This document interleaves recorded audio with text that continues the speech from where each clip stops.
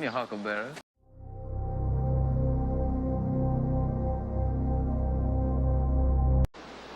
You look like somebody just walked away.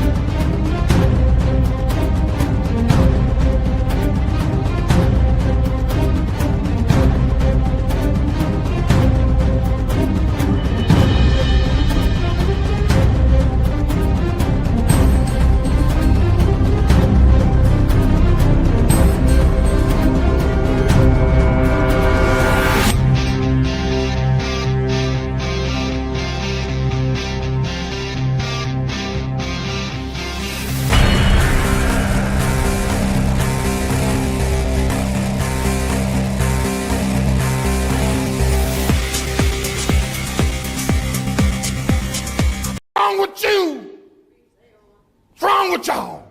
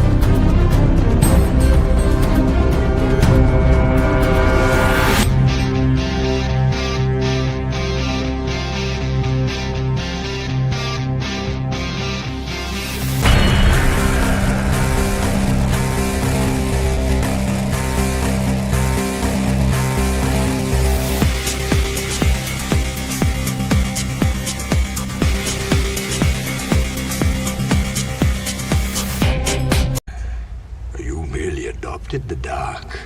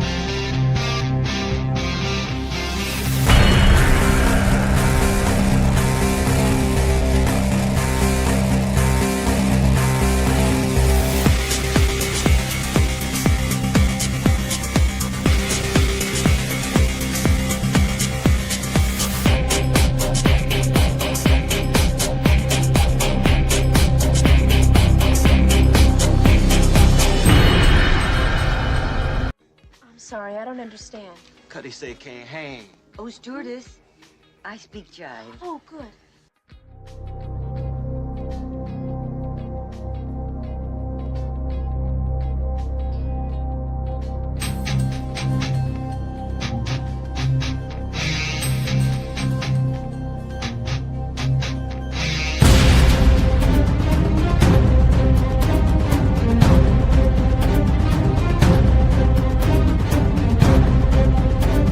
Ain't nobody got time for that. Not the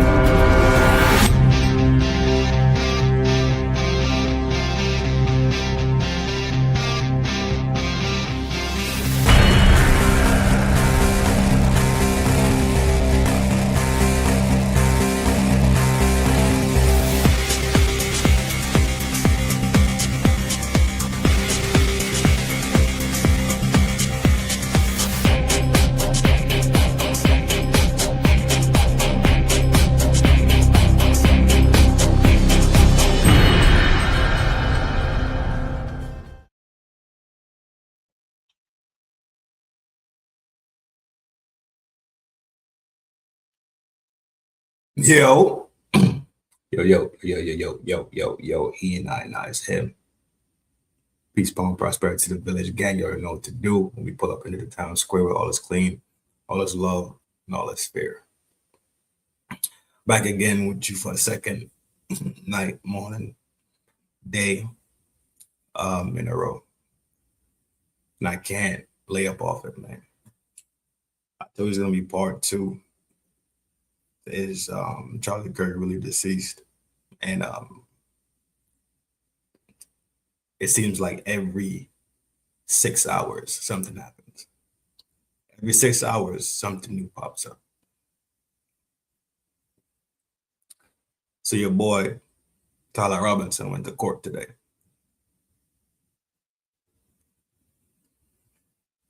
Day one. That has begun. He don't look too much phased. He don't look like somebody that's staring down the electric chair, right? Or the shot, or whatever they do over there in Utah. He don't look like somebody that has that sentence looming in the back of his mind, looming over his head, dampening his spirits. He don't look like that at all.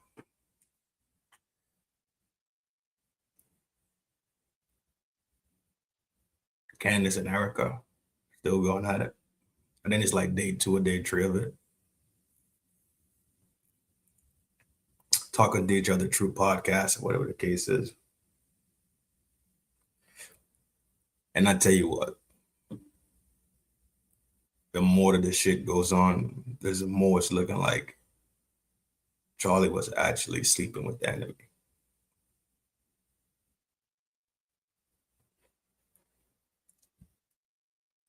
It does look that way to me, from my perspective, from where I stand.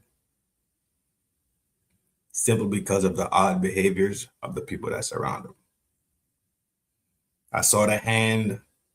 I saw the hand on when Erica Kirk made the video. I get it. I understand what people are saying. Completely get it. But the more unauthentic this shit looks, the more muddy it looks. To me, from my perspective, it really looks like that man was taken out simply because of his change in mind and heart and how he felt about the controversial people that live in that small nation that's surrounded by a lot of big nations. We saw the text messages. We knew what was said. We knew he lost a big donor right before. We know he asked for an audit for the company. I'm still on the stance that he is gone. But I cannot say that the evidence that people are producing and the questions that are coming up are not feasible questions, statements, opinions, that this man might actually still be here, hiding away in Cuba.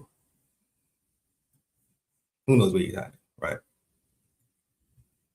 But the reality is, when something lacks a certain level of transparency, that's the birth of what they want to call conspiracy, right? What they want to call conspiracy theorists and conspiracy theories, they have birth in the lack of transparency. If TPUSA wasn't acting so weird, I guarantee you, there probably would be some conspiracy theories out there, but it would not be at this range and this volume and magnified to this level. I could promise you that.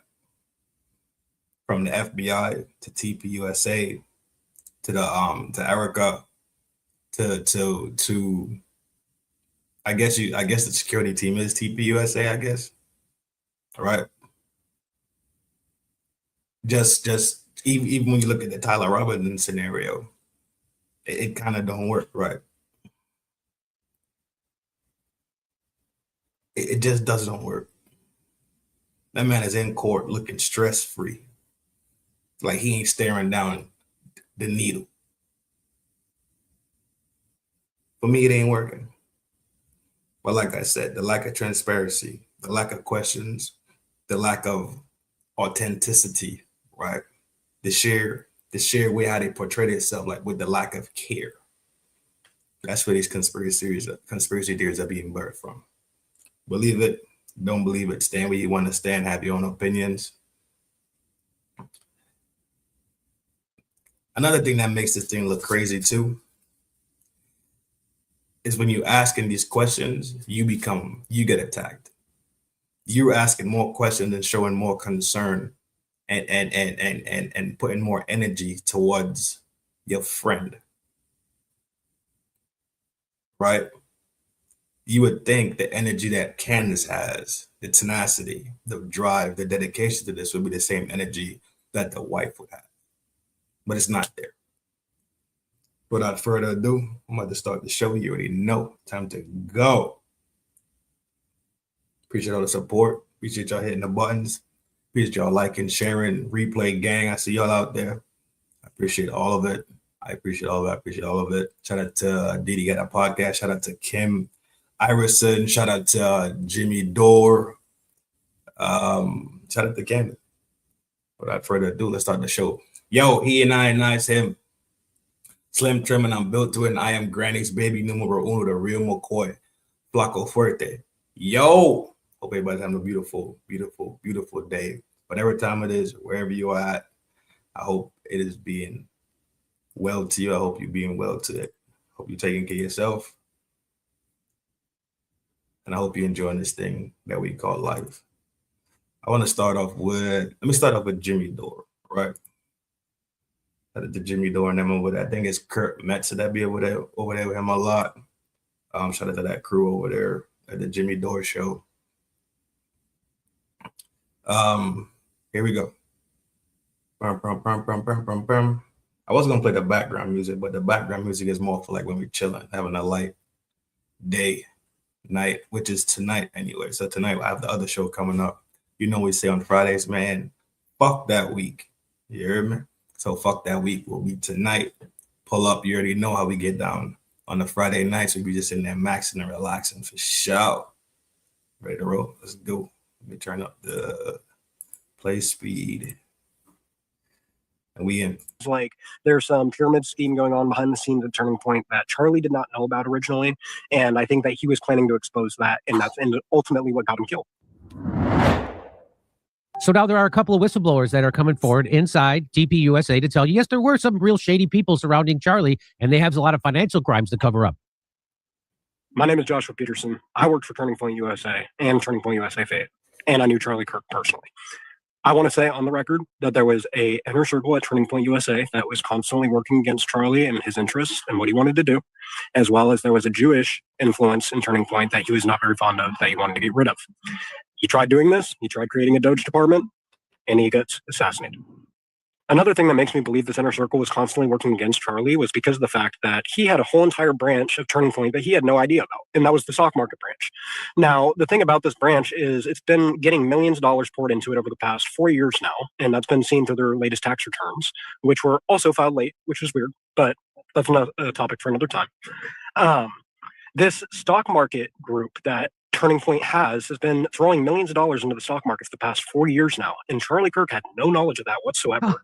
Now, if you also look into it a little bit deeper, if you look at the staff on that branch specifically, it says zero. It says there's nobody employed in that branch, yet they're pouring $5 million into funds for employees. Make it make sense. That sounds like money laundering to me. It sounds like there's some pyramid scheme going on behind the scenes at Turning Point that Charlie did not know about originally. And I think that he was planning to expose that. And that's ultimately what got him killed. A lot of people are asking, did you really work for Turning? That was my initial take yesterday. That's one of the takes that, well, not initial one, but that was one of the takes that I had of why he's not here, right? He found out some shady shit was going on. The knights at the round table betrayed him. That's what I'm standing with. That's what I'm looking at it from that angle. Turning Point USA, and yes, I did. Sandra. What up? I'll tag some photos in the next clip just to show She get a morning boo, but I get a, you know what?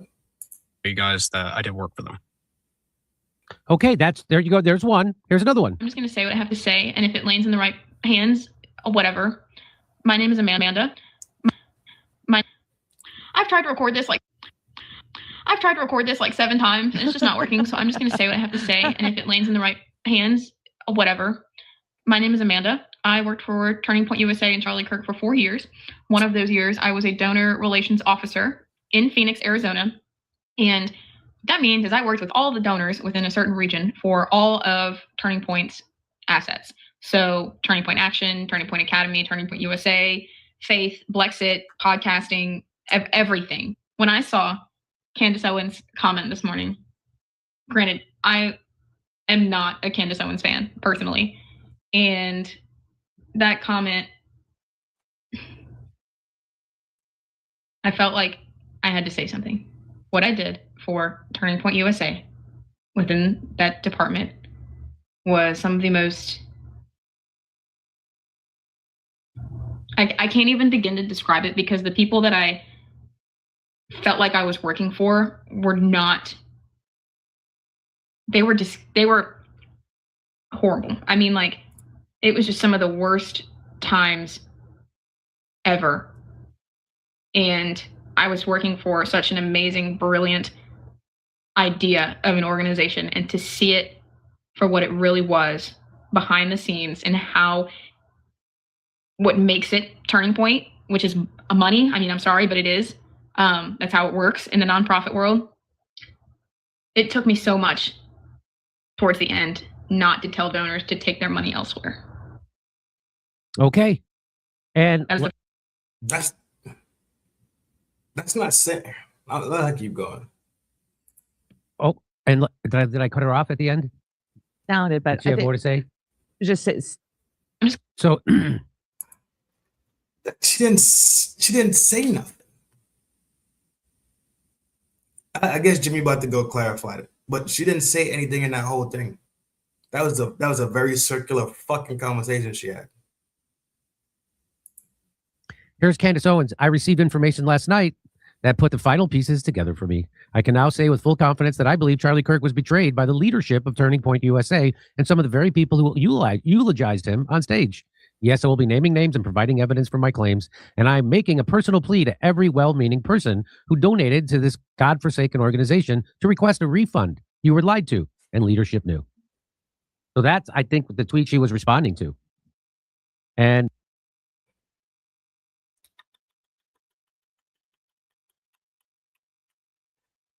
if I'm correct on time, could this be the one?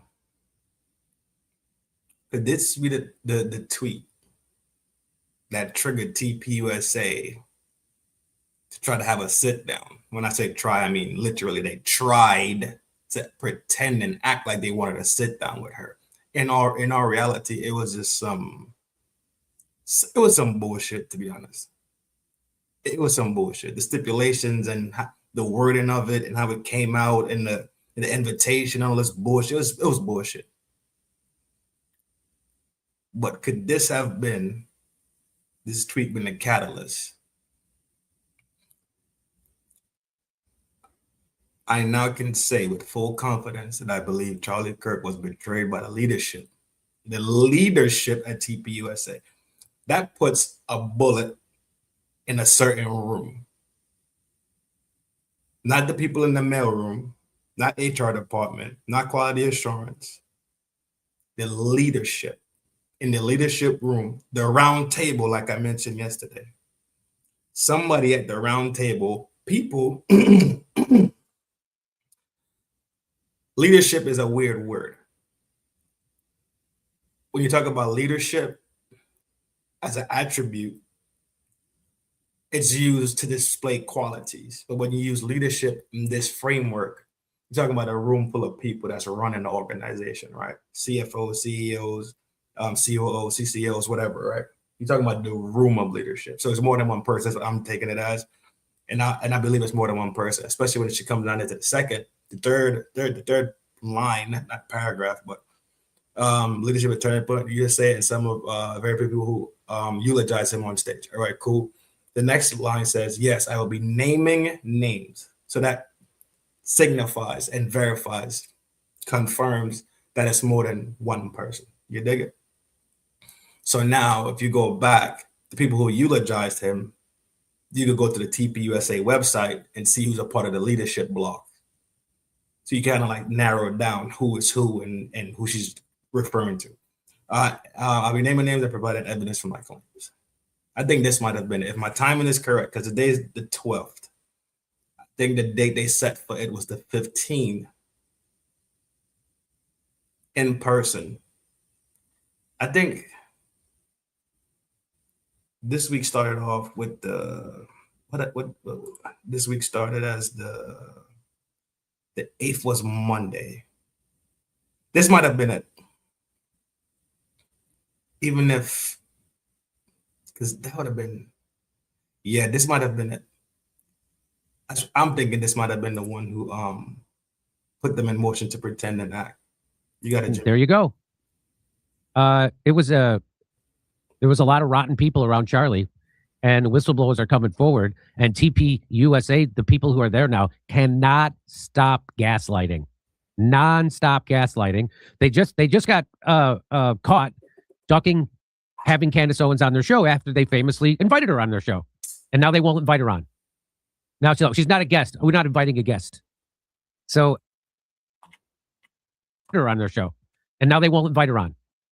Now she's not a guest. We're not inviting a guest. So it's amazing, but there it is. Okay, if you'd like to hear more jokes about this, come see me January 11th. That's right, January 11th in Waikiki, and then January 30th at the Comedy Store in Los Angeles. My timing could be wrong, but if my timing is right, this will be the catalyst for it. I just looked at the calendar. I don't think it was that many days ago that they sent out that invite. I have to do a little background on it. To do a quick run on it. I'll probably have it loaded and stashed somewhere. But yeah, Jimmy Doe, big salute, my G. Appreciate you. Back on me like the homie be saying. I absolutely believe he found some shit. That doesn't mean and necessarily take away the fact that he could have still faked his own, right? Faked his own deletion, faked his him being deceased. Finding out that it's corrupt and seeing the direction it's going in, foresight could be a motherfucker. He could have said it, but then again, come back to the security team. I mean, the security team is in on it, right? So I'm playing tennis with this ideology of him still being alive. I'm playing tennis with it back and forth, making an argument. Devil's advocate, I want a devil's advocate. That argument, I'm just back and forth with it because it's so fucking muddy and lacks so much transparency. It's not even funny. Let's roll on to the next jank you heard.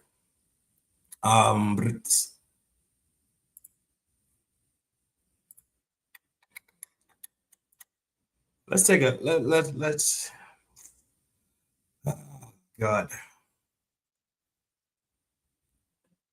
This girl Erica, man.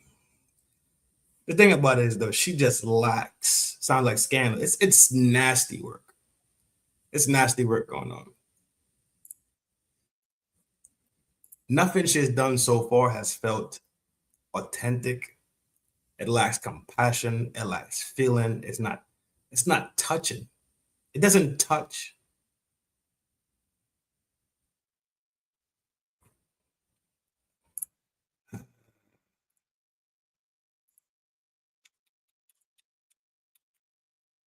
Let's look at this interview she did with Fox real quick. Boom, draw. Let me see what you got, Sandra. Claiming that they love him, but they don't want to even figure out what you're. That's the wildest shit to me ever, yo. That is the wildest shit ever. Candace acting like she the damn wife. She got more static and stain for everybody acting funny than the wife did. I got something. I'm gonna bring it up. I'm gonna bring up something that's looming in the back of my mind.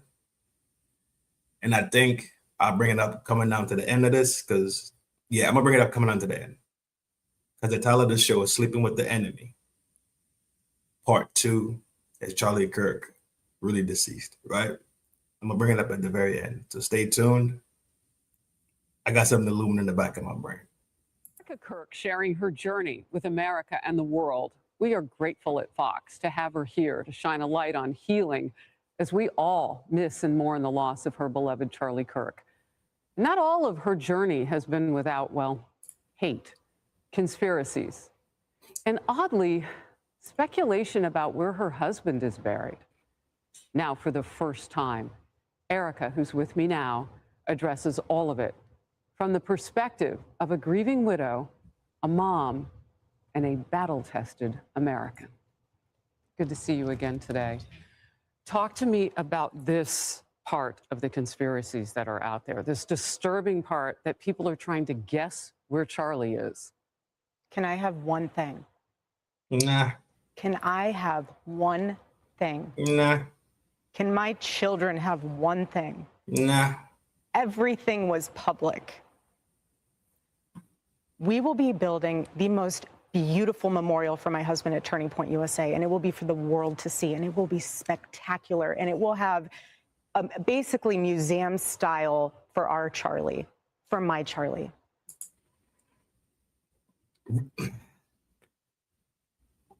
Remember what the fuck, remember what we're looking at. But can I have one thing? Can my babies have one thing where we hold it sacred, where my husband is laid to rest, where I don't have to be worried about some secular revolutionary coming and destroying my husband's grave while my daughter is sitting there praying? One thing. A secular.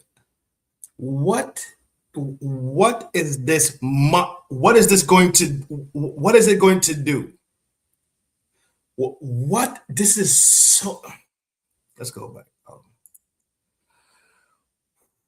Breathe with me, dog. Breathe with me, dog.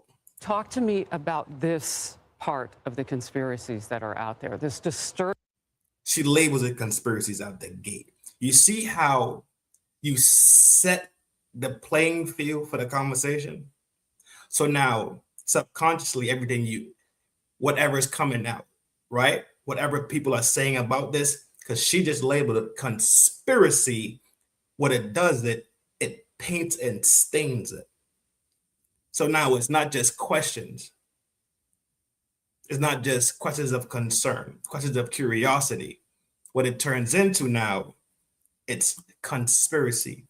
And if y'all know what conspiracy theorists came from, where that was birthed and why it was birthed, then you could see how that term conspiracy and conspiracy theorist becomes a label to people that just ask questions for things that doesn't make sense or things that don't register in their mental centrifuge. Right? When they spin shit around, it's just not fucking working. It's not blending well together. It's just not working. And people are saying something's wrong. But when you ask these questions and you raise your hand and you say, yo, hey, you're something ain't right, dog. Something's wrong with you now. Now you get labeled. You're the fucked up person for not accepting a narrative that just ain't fucking working. You the one that's fucked up. Disturbing part that people are trying to guess where Charlie is. Can I have one thing? Can I have one thing? Can my children have one thing?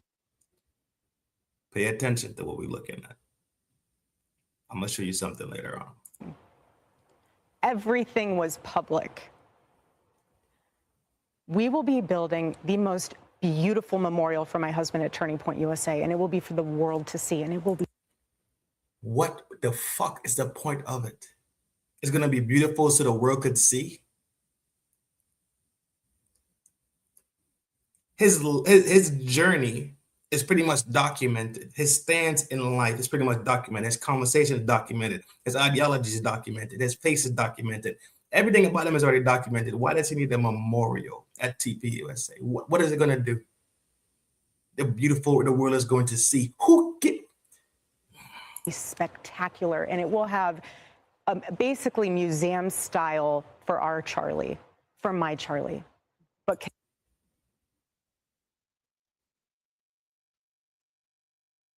wouldn't it be your Charlie first? You so hellbound dedicated. There is no our Charlie.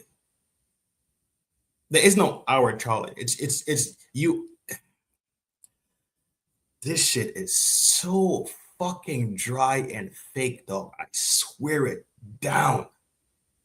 This shit don't connect, but keep watching. And I have one thing. Can my baby? I want you to watch and listen. I get it. I'm gonna listen to too. Sometimes I don't be watching, but it's an image that's being cast in front of us right now, and I'm gonna pair that image before I close the show up. Have one thing where we hold it sacred, where my husband is laid to rest, where I don't have to be worried about some secular revolutionary coming and destroying my husband's grave while my daughter is sitting there praying. One thing. Why would your daughter be praying at the grave? You're gonna build a museum-style monument for our Charlie. But there's no location put out there. So some secular revolutionist to destroy it while your daughter is praying. You see how these things not connecting?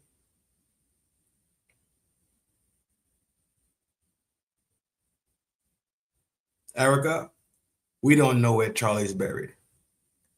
The reason why you don't know where Charlie's buried, because I want that to be private for me and my family. Good answer, Erica. Moving on.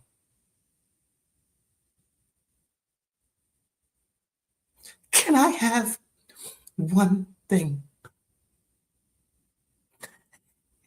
Can I have everything else is public? Can I have one? Can I have one? Park that shit elsewhere, dog. This is my husband. I ain't jacking it, dog. Yes, he was Charlie Kirk to the world, and I know so many people love my husband, and I am grateful for that. But this is my husband. The finger of authority. I'm telling you, you gotta watch this shit.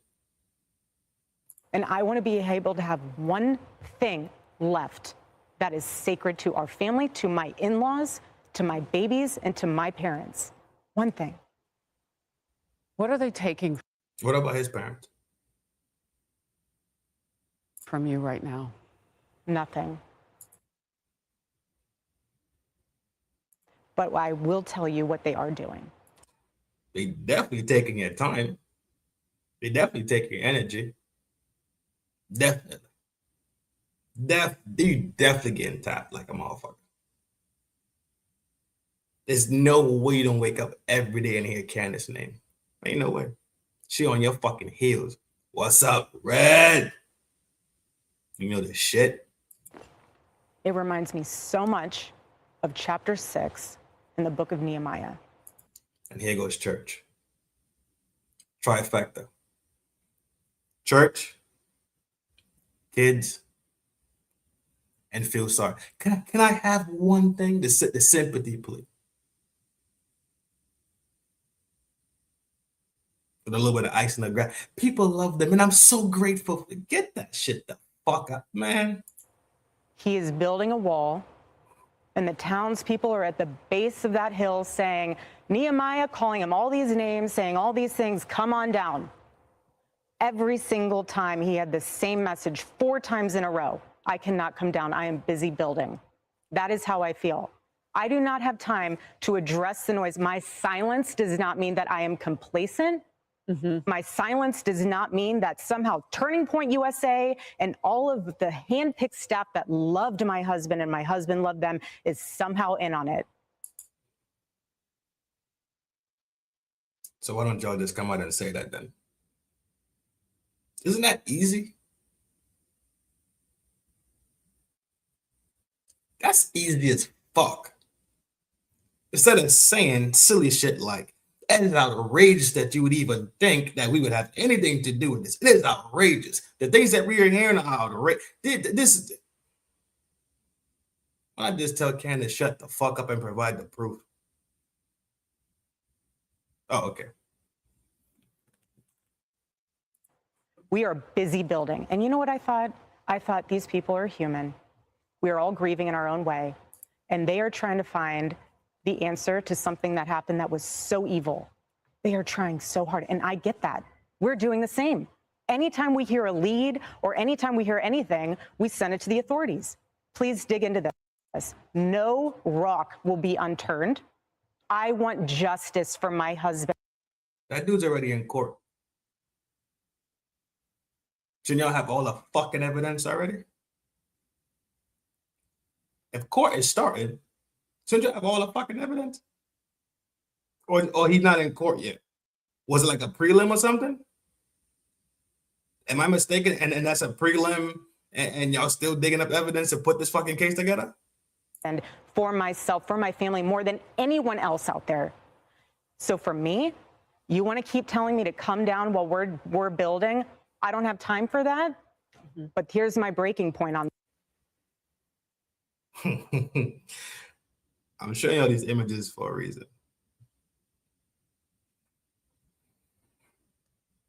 You building. All right. You busy building. Nah. All right. Got it. Come after me. Call me names. I don't care. Call me what you want. Go down that rabbit hole. Whatever. You just sister girl the fuck out of this shit. But when you go after my family, my Turning Point USA family, my Charlie Kirk Show family, when you go after the people that I love, and you're making hundreds and thousands of dollars.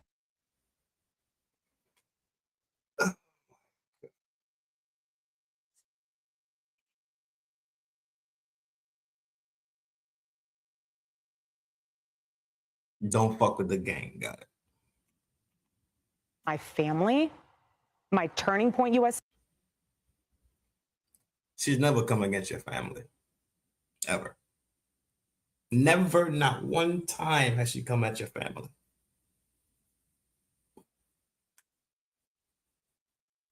But now you gotta say, clarification, your TPUSA family. One dude got exposed for being a racist. Another dude got exposed for having some weird SA behavior. This is your family, though. That's your gang. Say lies. Say family, my Charlie Kirk Show family, when you go after the people that I love, and you're making hundreds and thousands of dollars every single episode, going after the people that I love because somehow they're in on this, no. Yes. Because they started fucking lying. That's how. I don't care what nobody say. When that motherfucker started lying about where Charlie Kirk started to stand, that's a fucking lie. When they lied about them fucking drones, when security team and people talk the drones, that's a fucking lie. Just that simple. The drone lie was later on, but one of the initial fucking lies that came out of that camp was that Charlie had never had a different thought or feeling about the donors and how the people, the Zionist people, were living and walking and behaving like every negative stereotype. That's a fucking lie. Huh? Let me get my dick gravy. Huh? Full of fucking shit. Sandra. Oh, what? They went crazy they went dumb diggy dumb. You are correct. Yes, they went dumb. They went dumb. You defending people of bad character that lied about the man you swear to God that you love so much that every time you turn around, you bring up God and your religion and your Christian Zionism behavior and church and you wearing your cross and you always got you talking about Nehemiah and he's built. What the fuck? This shit has no linear attack. This is like spaghetti. This shit is straight fucking spaghetti. Anything, anytime, any place, anywhere, mix the fucking shit up, throw in the kids, throw in the word family, act so stop. I'm not jacking it, dog. I'm not jacking it. You know, I have to say it. I've never seen you like this. No, this is righteous. But if we be honest, then Candace been making that type of money before. Charlie Kirk not here. So before Charlie Kirk wasn't here, while he was here, while you was here, while TPUSA was booming over there, Candace was over there still making that type of bread. So to try to align it like she's making hella bread simply based on this topic, that's a lie. So now you join the lie gang too. People want to call it disingenuous and say, no, it's a lie. It's a lie. Because now what you want to do is manipulate more people into believing that she did actually, or she is actually using the topic as a point to gain revenue. So now what you're doing is being disingenuous and also at the same time lying. Because you know better than that, because Charlie was her fucking friend. And you know her because y'all hung out together. You're lying. It's anger because this is not okay. It's not healthy. It's not about healthy. But if you want to talk about healthy, Ain't nobody got time for that. Not today. You on bullshit. It's written all over your face. It's written all over your face. A mind virus. Yes, I believe in our judicial system. I do. We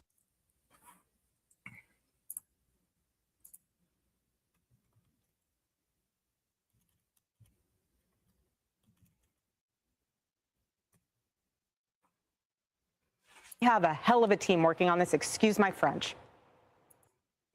Are y'all allowed to say hell? And hell's not French. I think it'd be called like lay, heel. How you say L's in French? Je m'appelle, je m'hell. Excuse my French. I'm pissed off to hell. But this is not okay. So you want to... You're right. It's not okay for y'all to keep fucking lying. Absolutely correct. It's not okay that y'all just sit there day after day after day after day and act like we don't see y'all for who the fuck y'all are. It's not okay for you to call these people with these fucked up character flaws your family. It's not okay that you want to throw your children in the mix to seek sympathy. It's not okay for you to sit here and dab your fucking eyes like you're really fucking crying. Stop. Quit the shit. Nobody's jacking it. The gig is up. You put these people back in the box where they've been creeping from.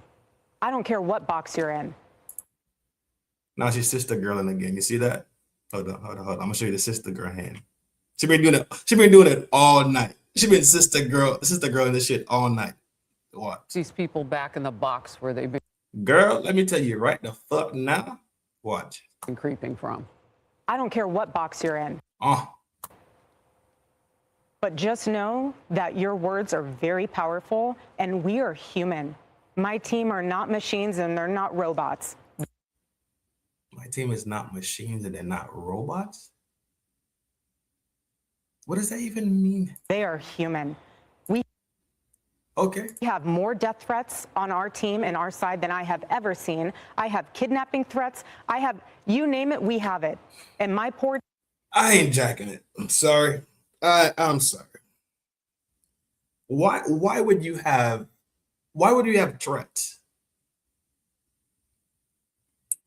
If you're the victim of something, why would you be threatened now?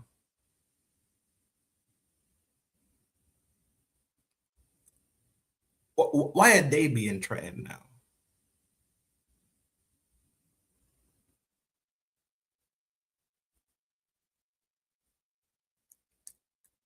Because I'm of the belief that the majority of people running around here are believing what the Fed is saying. I'm of the belief that the majority of people running around believes that Candace is full of shit, Tucker's full of shit, people like me, Dee, Ian Carroll, Nate, Jesse, people that are just thinking about this thing in a different way and looking at things that is not really lining up. Jimmy Dore, Kim Iverson, that are just thinking about this, looking at things from a different angle. I believe it's more people. I believe it's less of us that are really just thinking about this thing and asking these questions or having these thought pieces. I think you have more people on your side. I don't see why you would be. I don't see it. It doesn't make sense. Team is exhausted, and every time they bring this back up, what are we supposed to do? Relive that trauma all over again? They watched my husband get murdered. I have no idea how I would have reacted if I was there. We all watched it. Everybody watched it. It literally stormed the internet when it happened. Everybody watched it. So for everybody that was loved Charlie, like you say, you're grateful that many people loved him. Everybody's traumatized. Everybody felt trauma. I think Dee said some shit like he cried about it or some shit like that. There that day. And thank the good Lord that I did not have to see that happen. But my team, they are rocked to the core. So why every single day do they have to be dragged through the mud, analyzed, hyper-analyzed? You know, because they lack transparency and they've been fucking lying. What part are you not comprehending about this shit? Why are you negating the lies that came out of that camp? They're being exposed constantly because y'all simply act fucking awkward, weird, and shady all at the same time. And that's supposed to be accepted because y'all are the TPUSA family. Okay, cool. In a regular investigation, when somebody gets knocked off, who are the first people that benefit from this person being knocked off? The person's fucking family. So that naturally and automatically makes the person's family, guess what? Suspects 1, 2, 3, 4, and 5. That's why. And being a suspect and you're fucking lying, y'all full of shit, inauthentic, full of fuckery, took that man's ceremony and turned it into a fucking campaign. This shit like a fucking Republican MAGA rally. But we're supposed to accept the fact that y'all are in such detriment, such pain when y'all took all this bread. Stop it. Like they say, follow the money. Oh, we did that yesterday when we realized that y'all didn't file for the other companies that were under TPUSA. When Wolf of Finance brought that part up, we already brought up the fact that the money looking funny. And also that he asked for a fucking audit. And then he turns up. But before that, he would say he's not fucking with it. So there's so many points of contention listed of why you might want to get rid of him. But you think that we should ignore these points because y'all are the family. No, normally y'all are the first suspects. Hold on, do I have the button? Yeah, Carl, that's how I know I'm good. The way she was up. Yo, that part right there, Sandra, let me say that shit right. Let me say that shit right the fuck now, G. I have to connect between Jay. Oh my God, Sandra. Stop playing with me, dog. Oh, stop playing with me, bruh. Stop playing with me, bruh. I'm out in them streets too, dog. What you talking about? I had the connection between JD and her. A good fucking connection. And that's why this is just part 2. It's going to be a part 3. Probably a part 4. But I have the fucking connection between her and JD. Which makes sense when I bring up this part later on. And that's how I'm going to show y'all. So let's keep rolling because I don't want to hold y'all too long. I know y'all getting coffee and drinking y'all teas and doing y'all yogas and laying there. Ladies probably laying there with their t-shirt and their Adina Howard on. You hear me? Getting the Adina Howard on in the middle of the night. Shout out to y'all. I would never hug another man like that. The hug thing wasn't the thing for me. The hug thing, I saw it. I was like, but I know what y'all saying. I see what y'all be saying. I see it. The conspiracies that are out there. I just look at things like how heavy they are. Bonnets. Adina Howard didn't wear no bonnets. It wasn't no bonnets and my t-shirt on. No, it wasn't bonnets and t-shirts. Relax. I'm done playing with y'all. Let's be serious. This is madness. True in and true out. Across the board. But I had the link between the JD and her link. For all of the like. Do you think? And it goes to the president. That there is more of it. And then it goes to the people, the controversial people from that small country that's surrounded by a whole bunch of big countries with the blue and white flag and the star. Now, because you do shine your light? I mean, did people just expect you would just go away? I don't know what they expected. They pick on you because of your accessories. I mean, I've seen some of it. Oh, yeah. No, at this point, it's what? The conspiracy collection. Get it before Christmas. Like, seriously. Oh, now you're making jokes. Now you got time for jokes. Ain't nobody got time for that. Not today. If you want to find and pick me apart, go right ahead. I do not care. I don't.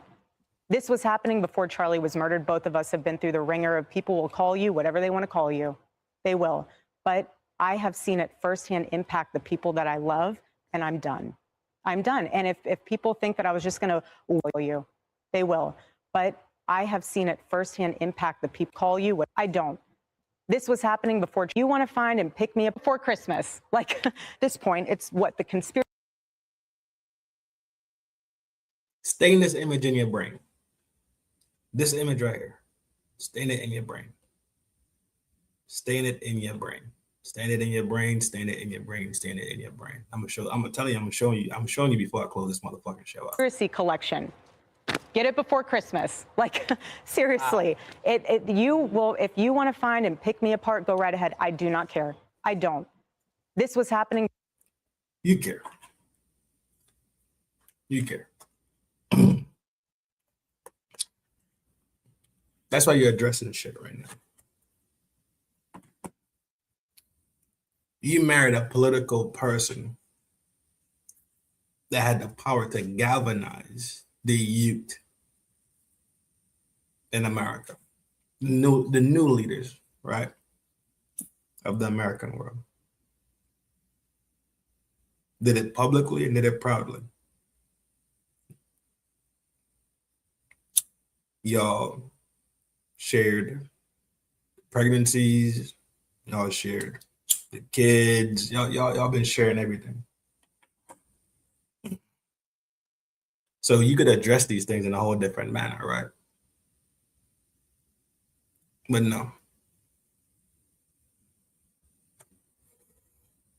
The way you address anything is on purpose. You are so high profile that they send you these questions and prep these shows for you. There is no way you are walking into the studio blindfolded and it's getting shotgun sniped questions sent at you. Not happening. Not gonna happen. Nah, you're too high profile. Has to be so pristine and planned and laid out. I think I know what I'm looking at. I'm telling you, I'm going to drop a banger at the end. Before Charlie was murdered, both of us have been through the ringer of people will call you whatever they want to call you. They will. But I have seen it firsthand impact the people that I love, and I'm done. I'm done. And if people think that I was just going to wilt away, I'm not going to sit in a corner and cry and be in fetal position. This is a duty to my husband, and it's an absolute honor, and I will never back down. And so my message to them is to stop. to stop. And that's what we will say here on Outnumbered 2. God bless you. Hold up your book. Book tour complete. Interview complete. Let me kick that.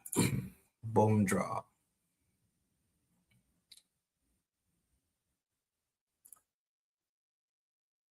Stop in the name of God. Strange. Let's jump into let's go look at the homie. Let's go look at the homie Kim Iverson. Brutes. Put this over here. Boom. I gotta make another one. Hope y'all enjoying this show, this beautiful start of Friday. It could be lunchtime. Wherever you at, you could be launching it up, thugging it out like a real G supposed to.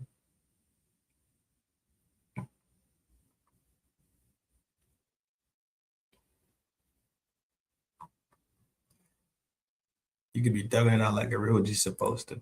I hope y'all off today too. I hope y'all get some time off. And can I have your energy right now? Oh, the camera's here. There you go. You got something. She wants to be the white girl. Prime. What the fuck is wrong there?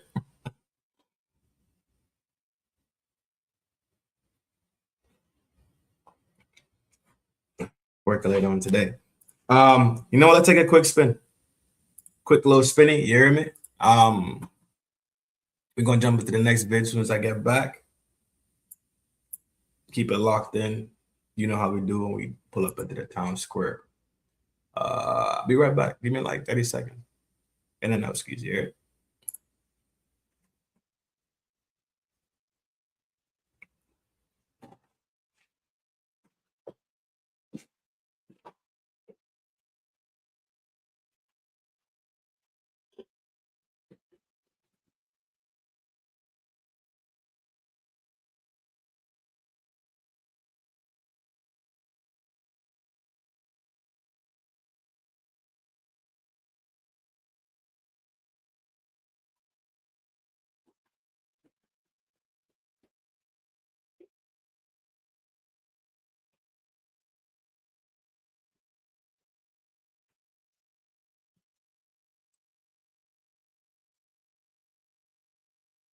Yo, you see? Nice and easy. Back at it. Let me get the next video. Boom drop. We're gonna go to Kim Iverson. Now this boy,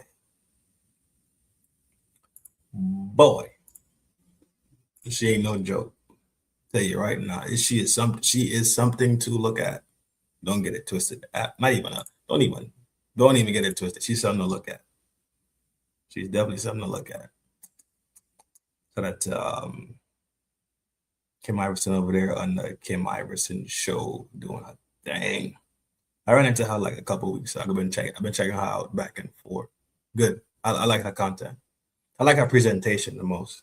I think she's super dope in her presentation. But even she ain't fucking around with it. You hear me? So we're about to play the Kim Iverson thing. We're about to commentary and talk about it. You hear it? Y'all are always welcome to join the conversation. You know, that's why we do it. That's why we do it live. Kirk. And, you know, I normally would leave a grieving widow alone, but she's now put herself in the spotlight. She's out there making the rounds. So I think that it's time and it's okay to address some of the various conspiracy theories that have been going around regarding Erica Kirk. I like that her name was Iverson, too. I like that her name was Iverson. I do. Strange, right? No, we know why we like Iverson. Stop. Some of these might be true. Some of them might be debunked. And we're going to go through a few of them. But first, let's just go ahead and take a look at some of the media rounds that she's been doing. Most notably, she sat down with Bari Weiss, the head Zionist of CBS News. Bari Weiss, who Tucker Carlson says should have never been promoted higher than a secretary, has been promoted to the head of ABC News. Or is it CBS News? Which one is it? I think it's ABC News. Am I wrong? Which one is it? Which one is Candace? Is Bari Weiss CBS? She's CBS News. Okay. So she sits down with Bari Weiss. This is now a lot of people are suspecting some of the conspiracies around Erica Kirk have been that she's major Zionist. Okay. that her parents are major Zionists, that her parents, her dad in particular, worked for Raytheon, it was the head of the Israeli division and was a top head, that was helping design the Iron Dome. That her parents are major Zionists, that Trump, she was Miss Arizona 2012, and that was when it was Trump's organization at the time. The Miss Universe organization was owned by him. And so she's known Trump for a long time. She didn't meet Charlie Kirk until 2019. And there's a thinking that Trump and his team actually set her up with Charlie Kirk, that Trump was the one who facilitated the interview. But Charlie Kirk and Erica Kirk met through an interview. She was interviewing for a job at TPUSA, and Charlie Kirk infamously said, "I don't want to hire you, I want to date you." And then they started dating instead, and then they ended up married. And the theory is that Trump actually set them up. And that this is, the overall assumption. And then there's also a conspiracy theory that we're going to get into about her organization, a charitable organization linked to a Romanian children's charity that people say is linked to child trafficking. I know y'all think I'm on my fucking mind. Did I not say that shit yesterday? Did I not bring up that Romanian angel shit yesterday? I said I'm trying to track that motherfucker down, dog, because something's going on over there. I looked at some shit. The country Ukraine comes up. The country Ukraine comes up. I don't have enough to just send a javelin where I want to send it at.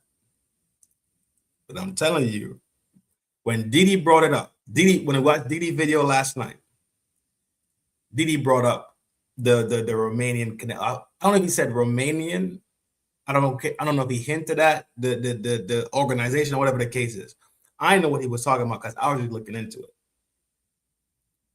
But she just said the name of it, Romanian Angels. That's what I'm looking into. But I have a fucking job. Give me a break. We're going to talk about that. But the premise of a lot of these conspiracies is that Erica Kirk is basically a giant Zionist and that she's doing the bidding of Israel. And it is odd that after Charlie gets killed, and a lot of people are suspicious that the reason he was killed was because he suddenly was turning on Israel, that they tried to stage an intervention, that he was, and then even 3 days before he was killed, he still said, I'm giving up on I'm giving up on Israel, basically. I'm turning my back on them. So the conspiracy is that Erica is deeply Zionist, that she's deeply entrenched with the Israelis, or that she's blackmailed or controlled by them. So it's one or the other. It's either she's got the motivation herself, or it's that somebody behind the scenes is influencing, blackmailing, manipulating her against her will. So it's either with her will or against her will. But nonetheless, the theory is that it's happening, that she was then made the CEO of TPUSA, and she's now making the media rounds, and that she's saying and doing all these things that are indicating her love for Israel, and that she is going to be making sure that TPUSA stays in the lane of pro-Israel. It's the most influential political organization for young people, and it needs to stay pro-Israel. And that's what the Israeli Zionist lobby is afraid of, that Charlie Kirk was going to take in a different direction. Although much of the TPUSA youth are already in that other direction. Whenever they hold an event, you got a lot of people standing up and asking questions about Israel and foreign influence in our government. And a lot of those kids that are at those college campuses don't like any of it. So good luck to TPUSA turning that ship around. I don't think they can. But nonetheless, they seem to be trying. And it seems, whatever the motivation be, whether it be by choice or by force, it seems that Erica Kirk is trying to steer TPUSA still in the Zionist pro-Israel lane. Now, then others argue, but Charlie Kirk is dead, so we cannot ask him. They'll say, no, Charlie wasn't turning on Israel. He was still deeply pro-Israel. He was still very much in the cause of Israel. You saw Netanyahu strangely say multiple times after Charlie was killed the same day how much of a friend Charlie was to Israel, and he was a great ally and a great friend. And, we've seen this narrative be spun at us, which is that, no, Charlie was definitely not turning on the Israel cause. He was super deeply pro-Israel. And so Erica is starting to make these rounds. And I got to say, these media rounds that she's making are not helping with the conspiracies against her. Whatever the motivation be, whether there be a conspiracy against her or on the gang, them shit is detrimental. They're not helping. So they're not helping. They definitely heard. Yeah, for sure. Or not. About whether she's controlled or she's doing it on her own. Her appearances are not helping. First of all, to sit down with Bari Weiss, the head Zionist of all Zionists, who was just installed at CBS News by the Ellison family, and she's been accused of being a Mossad agent. Then she sat there and did that stupid interview where she's like, "Oh, so you're Mossad? So what's Mossad? Exactly? I get accused of being Mossad, but what is Mossad?" Like, this head journalist of CBS doesn't even know what Mossad is. That's how stupid Bari Weiss can seem sometimes. She's made a lot of dumb statements. I don't think Bari Weiss is stupid, but I do think she's made some really eyebrow-raising comments. But nonetheless, Erica sits down with Bari Weiss. That's alarming in and of itself. I think anybody who sits down with Bari Weiss, you got to think they're probably pro-Zionist, because Bari wouldn't platform you unless you were. So here's a clip from her interview with Bari Weiss talking about Candace Owens. The podcaster Candace Owens, okay? At one time, a friend of Charlie's, at one time, an employee of Turning Point. She has been one of the... She look like a fish that wears glasses. Like a puffer fish type deal. Main peddlers of these conspiracies, and she is making a huge amount of money on it. She is building her business off of these lies. Who looks at people like this? Look how she's who stares at people like this?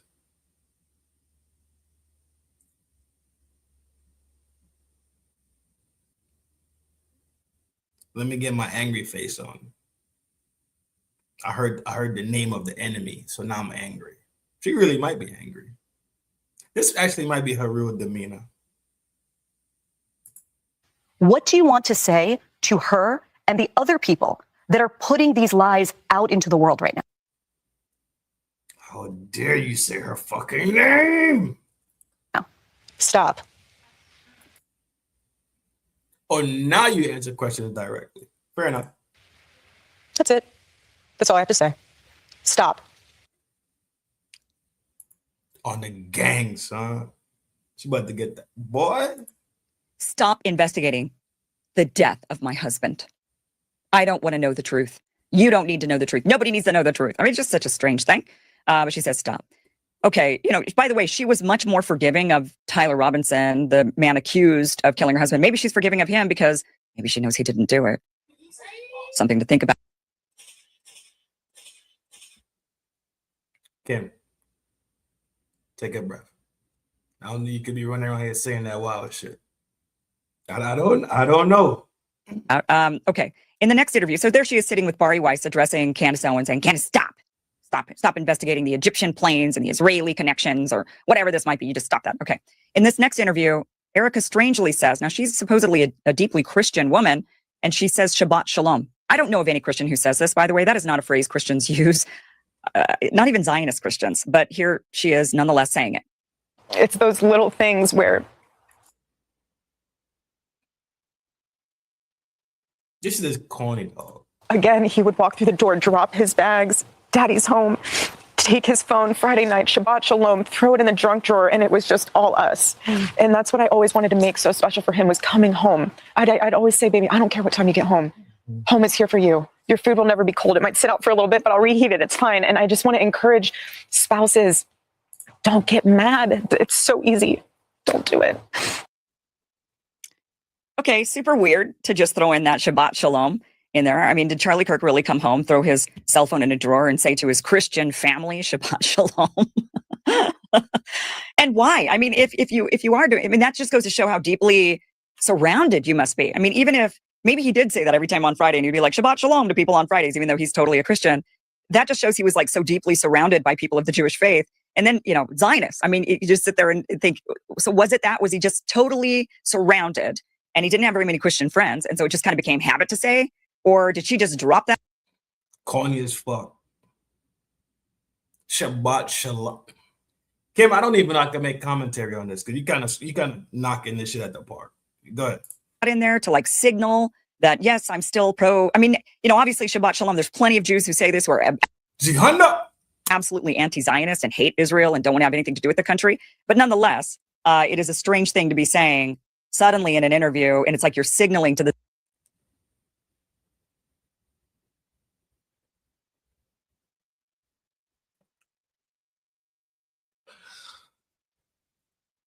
motherfuckers walk in the house, relax, Shabbat Shalom, G.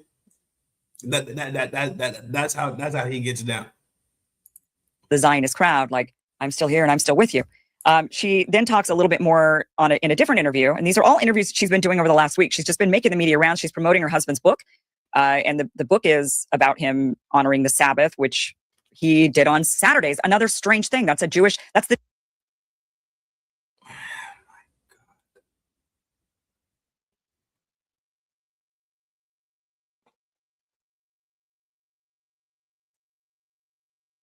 This is what virtue signaling sounds like and looks like. I'm sending up the signal to the homies. I'm still down with the gang. When the homies get locked up and get banger tags on them, right? and the news is there, they be like, nah, hell nah, G, I don't bang. And then they be like, swoop, swoop, swoop. They be coughing like, swoop, swoop, swoop, swoop. Huh? What do you say? Cold in my chest, cold. So the homies know you're still down when they see you on the news getting put in cuffs. What type of jackass? The Jewish day. The Muslims do it on Friday, the Jews do it on Saturday, and the Christians do it on Sunday. It's very strange that Charlie Kirk would celebrate it on Saturday. It's just all things that just are really odd. But she talks about how they honored the Sabbath. Now, mind you, Charlie Kirk comes from the evangelist Christian life. Not the Zion Christian, not Catholic Christian, not Protestant Christian, evangelist Christian. What the fuck? Evangelists are running around talking about some Shabbat Shalom. Yeah, upward. Yeah. They be like, rooster. You good? Yeah. It's a cold in my chest. Rooster. Roo gang. Roo what? No, I was saying when I make my mac and cheese, I need to make a roux. You know what I'm saying? And they be like, I need to make a roux. Roux for my mac and cheese. And when I make that gumbo, I gotta roux it up too. You feel me? What is she talking about, dog?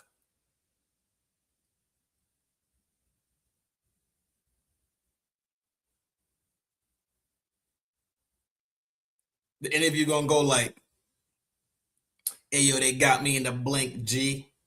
The bops came and got me. They tried to get me to snitch and tried to give me some bocklet big bookies. But I was like, nah, G, I'm bulling. But I take a bigger though. What are we talking about? He's a Pentecost? I think he was an evangelist. He's a Pentecost? Okay. Pentecost is an evangelist? Is Pentecost evangelist? No, it is.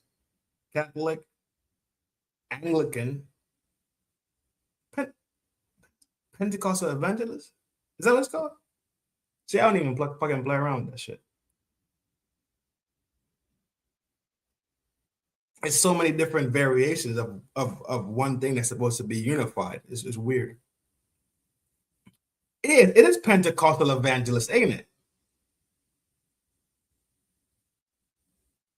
And there's Baptist too. You see, it just nah. You see.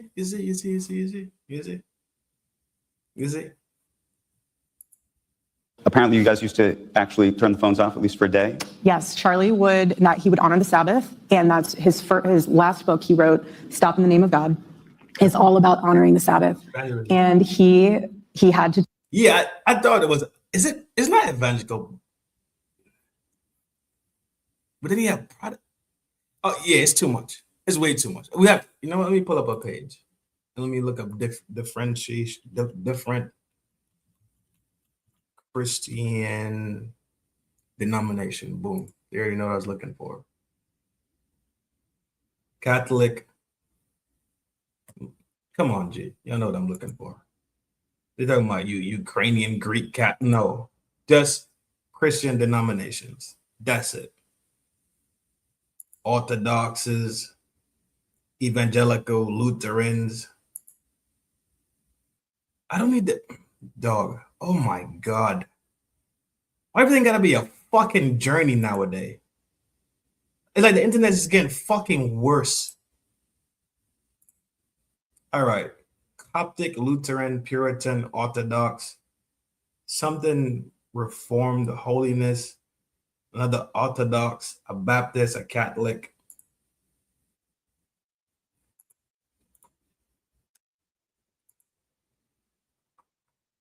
It's way more than that. Okay, let's look at this image real quick, and we get right back to it. Let me just clarify this. Bible field in church. What the? Oh my God. The internet is fucking trash these days. I fucking swear. The simplest fucking thing turned into this fucking maze of bullshit. Christian denominations. They named fucking 16 fucking Orthodoxes by nation. I don't give a fuck if you're a Russian Orthodox or not. I don't care. What are the different ones? They named like 14 different type of fucking Catholics. Fucking internet. I fucking hate you, mother. Sure, it did not happen overnight. This is something that he leaned into. And on Friday night, when he would get home from work, he would turn off his phone and he would shove it in the junk drawer and he would say, Shabbat Shalom, shove it in the drawer. And he was full dad mode, fully with the kids, sports mode on Saturdays for college football. And he could breathe. He had this. What are you looking at when you're speaking? This is weird. Apparently, you guys used to actually turn the phones off, at least for a day. Yes, Charlie would not. He would honor the Sabbath, and that's his last book he wrote, "Stop in the Name of God," is all about honoring the Sabbath. And he had to. It did not happen overnight. This is something that he leaned into. And on Friday night, when he would get home from work, he would turn off. What are you looking at? Okay. His phone, all right. And he would shove it in the junk drawer, and he would say, Shabbat Shalom, shove it in the drawer, and he was full dad mode, fully with the kids, sports mode on Saturdays for college football, and he could breathe. He had this sacred moment to just breathe and to rest and get away from the chatter, get away from the world, and just have a moment to understand that life is so much bigger than the to-do list, than the small problem that you're facing that you'll laugh at 5 years or 5 months or 5 minutes from now. And he was really good about that. Again, super weird. Why is he saying Shabbat Shalom? The guy was a Christian. It's just very bizarre. Okay, then she says she saw Charlie in Israel. Let's play this. But just know that nothing is by mistake. Nothing. I will never forget the time I was in Israel with my husband. That was the second time, but the first time with my mother on a pilgrimage. And I was standing in the ticket line, and I remember looking behind me, and in the snake of the ticket line was a guy who looked very familiar. I had no idea who he was. And I told my mom, this guy looks so familiar. And as a typical mother, she said, go and say hi. No, we were late for our flight. That's not a typical mother. No. No. What the fuck is being sold? And I'm not going to come off like a crazy person that's just weird. That ended up being Charlie. Nothing is by coincidence. Now, did I preach? Church, tabernacle. That is, I absolutely agree. We don't believe in coincidences. We know over here either. We don't believe in coincidences over here either, dog. Oh, no, not until we were like 3 months into our relationship and looking at timestamps, seeing that both of us were in Israel at the same time. But nothing is by coincidence when God is within you, okay? So you guys go blaze a trail, okay? God bless you all. Super weird. I mean, just to be, we saw each other in Israel. It was fate. And then they went to Israel another time and apparently hung out with Netanyahu's son, Yair Netanyahu, which he confirmed. Here's a photograph of Erica Kirk with him. Now I don't know. I know she met him with Charlie, but she might have even met with Yair prior to Charlie. But this is the tweet that Yair put out there. And he says, I had the privilege of having lunch with Charlie and his wife, Erica, in Jerusalem when they visited Israel a few years ago. The Charlie I met was so young, yet wise beyond his years. I met someone deeply knowledgeable in history and geopolitics, someone who understood the importance of Israel to America, to the Christian people, and to the Christian faith. He recognized that our shared Judeo-Christian civilization is under existential threat from both radical Islam and the radical left. May he rest in peace and may his legacy and message live on. So, okay, these are all Netanyahu's son.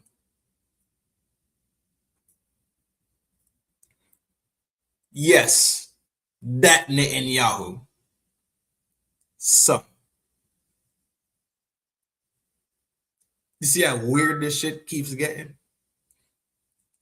You ever see how weird this shit really be fucking getting? Okay. Shit weird, huh? She sounded like she crumped down to polka music. Upward. Strange things, right? That are like, why are you guys trying so hard to just go full in on this? The Zionist agenda is heavy as fuck.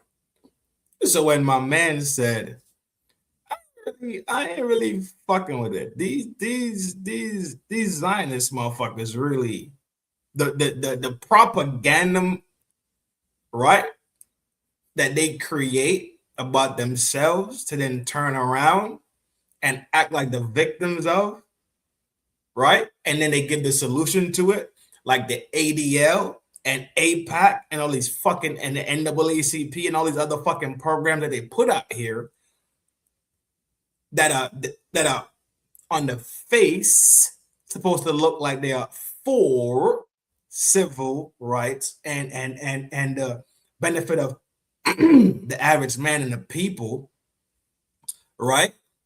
Only benefits who? One group, right? So now you start looking at the Zionist bullshit and the man that's pushing the future of America, that has the ear of the future leaders of America, the man who has galvanized pretty much the youth in America, could take the youth of America in one fucking day, have one speech, and turn their lights on. The epiphany, remember in cartoons when they get the idea, they show the bulb, boom, boom, boom, boom, boom, boom. You see that fucking bulb go off? That's how much power and control he had. Hence the reason why he needed to not be here anymore. That's why I think he's gone. That's why I think they really removed this motherfucker, G. Because of influence, because of the respect that he had amongst the leaders of the new America.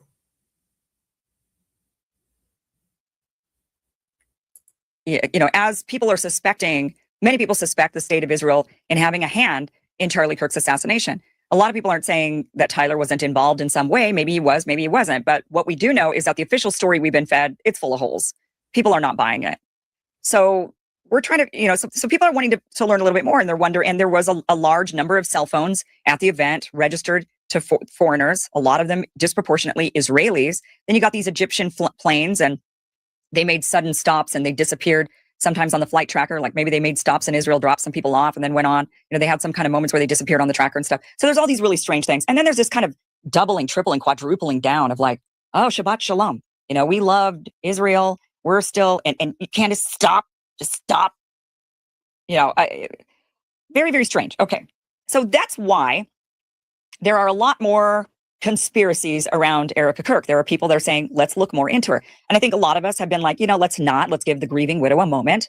But she's now putting herself out there, doing a lot of different media rounds. And so I think it's fair now to maybe to give us some fucking smoke. All right, Kim, big salute to you. We take a look at some of the conspiracies. So let's start off with her parents. The claim is, have you ever this is good. Looked into her dad, Carl Kenneth Franceby? I don't know if I'm saying her maiden name right, but her father worked. The claim is that her father worked in the defense sector and even chaired the Israeli division of Raytheon and was an integral part in the development of the Iron Dome. This claim we could not verify. Now, he does work in the defense sector, but there is no record of the company that he's been working for actually having any sort of contracts with Raytheon or any of that. He's now dead, by the way. But there's no link of him and this claim that he was the head of the Israeli division of Raytheon. Not to say that that's not true. We just could not find that link. And so it doesn't look like that link is there. Now, I don't think her dad is the important one anyway. Apparently, her parents got divorced when she was really young. She was raised by her mother. And her mother's actually the interesting one. Because a lot of people online, they're kind of giving this, oh, it's the dad. The dad was the head of the Israeli defense sector and yada, yada, yada. And the mom, she's just a big Zionist. No. The mom is actually kind of a defense contract. I mean, she's very entrenched in the defense contract world. It's the mom who's actually working in the government. She's got various different companies, all within the defense sector. And there's some really strange activity with her mother's companies that I think could be eyebrow raising. And certainly, it at minimum, show that, look, any company that has security or defense contracts or ties probably has a lot of ties to Israel, to Israeli tech, Israeli, maybe Israeli contracts, and probably wouldn't want to piss them off. If you're in the defense and surveillance sector, you're heavily tied in with the Israelis. So you don't want to upset anybody. You don't want to lose your funding. Now, this is Erica talking. This is back in 2020. And she's talking about her mother, even why they moved to Arizona, why her mother moved to Arizona. And that was because she was going to be working for the Department of Defense and Department of Homeland Security. Can I ask a question? It's maybe off topic. How did your mom choose Phoenix? So she chose to move to Phoenix from Ohio because there was more of an opportunity for a female business owner out here, especially from the standpoint of she was getting involved with the government, so Homeland Security and Department of Defense. And so she had other business partners that were out here that were already in that industry, even one that was a mentor of hers. So it was really convenient to be able to come all together in one place to really have that. But my father ended up moving out here as well because my grandparents had a home out in Sun City. And so it took a little bit to get everyone out here. It took several years, but by that time, everyone was out here. So we had a little bit more family than just us. Okay, so we know now her mother did work in the Department of Defense and Department of Homeland Security. That was confirmed by Erica. But also look at her LinkedIn. This is Lori Franceby, and she is the chairman and founder of AZ Tech, of G Tech, of E3 Tech, master's degree at University of Cincinnati. So she at least has these three heavily tech companies that are heavily involved in defense sector contracts. Not only that, but she also is on the board for another company called Superfeed, which is interesting. But before we go to Superfeed and what's kind of strange about that one, all of these companies that she has, they're all very much tied to defense contracts.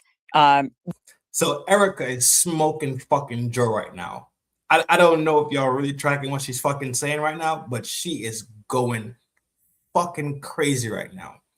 And by the end of the show, I'm put a button on it. I'm telling you, the shit that I'm stacking up right now is fucking crazy. But I'm gonna give you a pre-hint. Let me pre-warm the fucking oven, all right? Preheat it. Candace brought up the military being tied to what? Religion and churches, which we already know from day one, military and religion has been tied together, especially when these countries have been, especially when you talk about religious wars that have been fought for centuries, been fighting religious wars in territories across the globe, point blank period. There's been a religious tie to a lot of these fucking wars being fought. Be like, well, not everybody in the military has the same religion. I get that. Cool. Calm the fuck down. When you look at the Templars versus the Catholic Church, that's a religious war, right? When you look at the religious war that Albert Pike wrote about between the Christians and Islam, that's a religious war. How many times have Islam and Christians fought?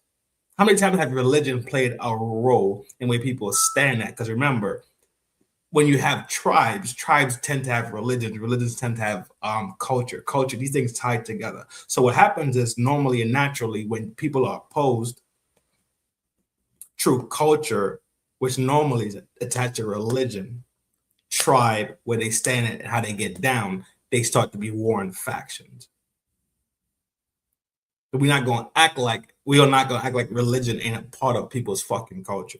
We can't do that because that's fucking hyper disingenuous. It's hyper fucked off. But what Candace exposed is the fact that there's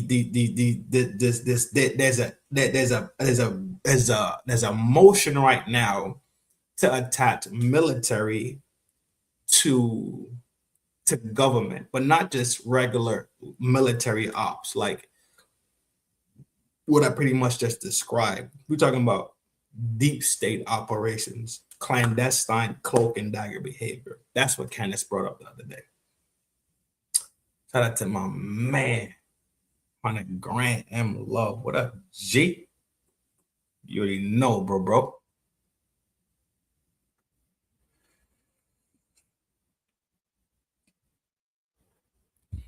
You can't separate the two.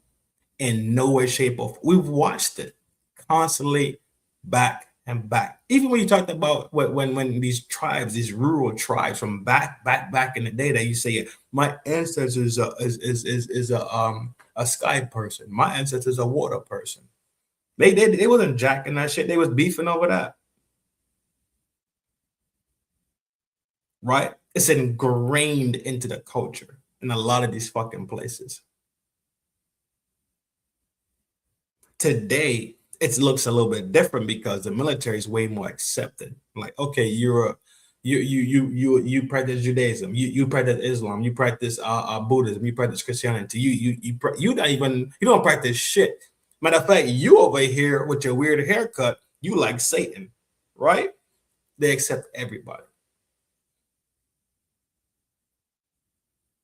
But Candace is drawing a connection between church, military, black, dark ops, and it's showing itself. If you're not hearing what she's saying is this lady is directly attached to ops through the tech field.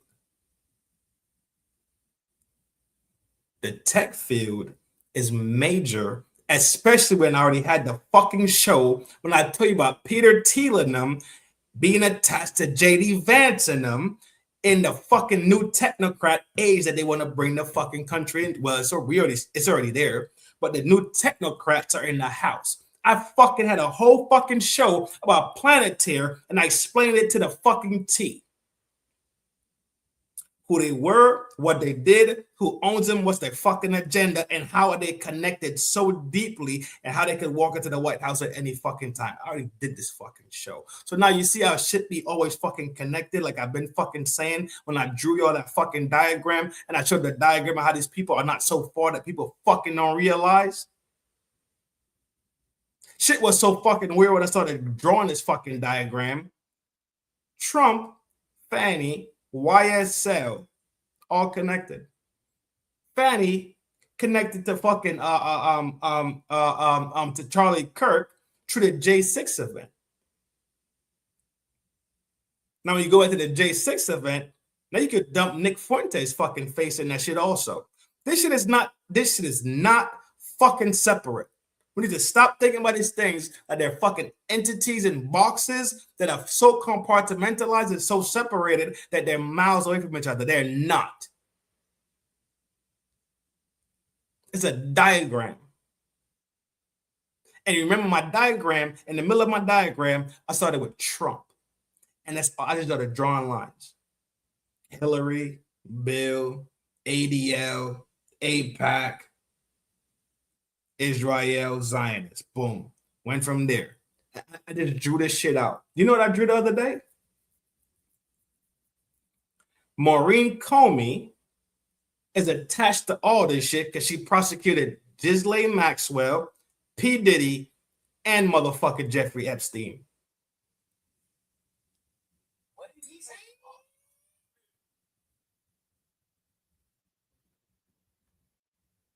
Yes, Maureen Comey, the daughter of James Comey. Y'all can think I'm fucking losing my fucking mind and I'm crazy. All the fuck you want to do? I don't give a fuck about none of that shit. But this shit right here is a video documentary that will stand the test of time until YouTube say we about to wash your shit. It's washed. But I'm telling you for sure, when you hear it, you're going to hear this shit come up time and time and time again. You're going to hear these names, Palantir and Watch. All these motherfuckers are connected through that technocratic new fucking bullshit where they want to destroy borderlands. Hence the reason why.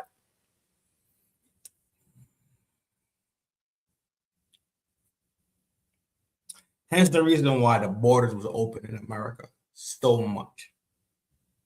To create a whole new demographic of people that turn into the melting pot that one day it'd be everybody's everybody. Hence the reason why the UN and the NWO is still a thing being talked about in the shadows.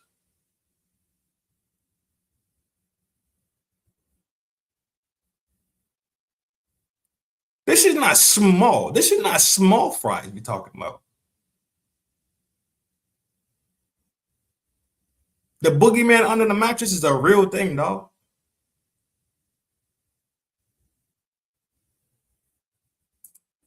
Her own security company, the website says Joint Service Achievement Medal for classified operations during Operation Enduring Freedom and Operation Iraqi Freedom. Okay. So she's clearly heavily in the defense sector, got a lot of contracts with the defense sector. The company that they said that Erica's dad had founded was ATech, or AZ Tech, sorry. And no, he actually just worked for Erica's mom. So he was actually a subordinate to Erica's mom. At least that's the research. That's what it came back at. It's a little bit confusing because I know that they did divorce at one point, but I don't know if he still worked for her mother's company after they got a divorce, or did he work for the company? And then when they got a divorce, he stopped working there. I'm not really sure what that is, but from the records of what we could find, the dad also worked for AZ Tech, but he was not the founder and CEO of AZ Tech. He was instead in a lower position than her mother. Her mother's the founder and at one point CEO. So here's another thing that was a little bit strange. So Superfeed is it's a company that's often heavily connected to TPUSA. A lot of people kind of view it as one and the same as TPUSA, but it's not. It's actually a separate company. And Superfeed basically is a company that gives campaign campaign apps to candidates. And they kind of white label it. So a candidate that TPUSA maybe is backing, they would say, we got an app you can use and you can put your whole campaign on this app and it makes it great for campaigning and yada, yada. And then, the candidate then gets this app, gets the technology for the app, and then puts their own logos and puts their own messaging on it, whatnot. So it just kind of looks like it's individual for each candidate, but it's actually run on the same tech. And Erica's mother is on the board for Superfeed. Well, Superfeed was involved in this really strange scandal, and we don't really know what exactly happened, but Carrie Lake there was a bribery scandal involved with Superfeed and Carrie Lake. And apparently they basically had tried to bribe her to stay out of the race, out of the Senate race. They wanted her to not run. We don't have any clue as to who they wanted to run instead, but there was somebody else that they wanted, and they were basically trying to bribe her to not be involved. Or they were bribing, I'm not sure if they were bribing her directly or if they were bribing somebody else, but it was basically the premise of it was they didn't want Carrie Lake to run. And they said, you know what, just wait your turn is kind of where we heard that before. It's not your turn, somebody else's turn right now. And so they wanted her to step aside and let this other person run. And Carrie Lake ended up exposing the whole thing. She recorded a conversation and she ended up exposing it. And the guy that was involved had to ultimately step down from Superfeed. Now, Erica Kirk's mother never made a statement about this. There's nothing on record about her saying anything, but it just goes to show, I think, with the mother being on the board of this company, with these donors being very large and involved in Superfeed to the point where they could actually tell certain candidates like Carrie Lake step aside, it just goes to show how powerful and how politically influential a company like Superfeed is. And the fact that Erica Kirk's mother sits on the board of this company, and the fact that she then has several defense contract companies, and the fact that they've received medals for classified operations during Operation Enduring Freedom and Operation Iraqi Freedom, goes to show that her mother is quite. What did he say? It is a Buddhist necklace. It is the Buddha palm necklace right here. Can I zoom in on this? Can I get a zoom? No zoom capabilities. Is this a Buddha palm?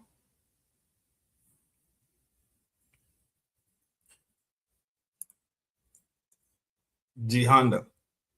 We digging through the thought process of all of it right now, G. But people are saying that. People are saying that he did, for sure. They are saying that. It is a Buddha palm necklace. Oh yeah, with your good eyes. And it's a Buddha. What if you're a Christian, why the fuck you wearing a Buddha palm necklace?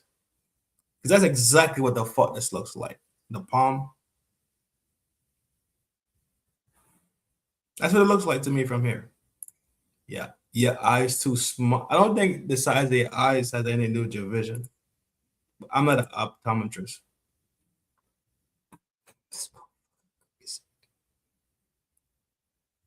This definitely looks like a Buddha's palm.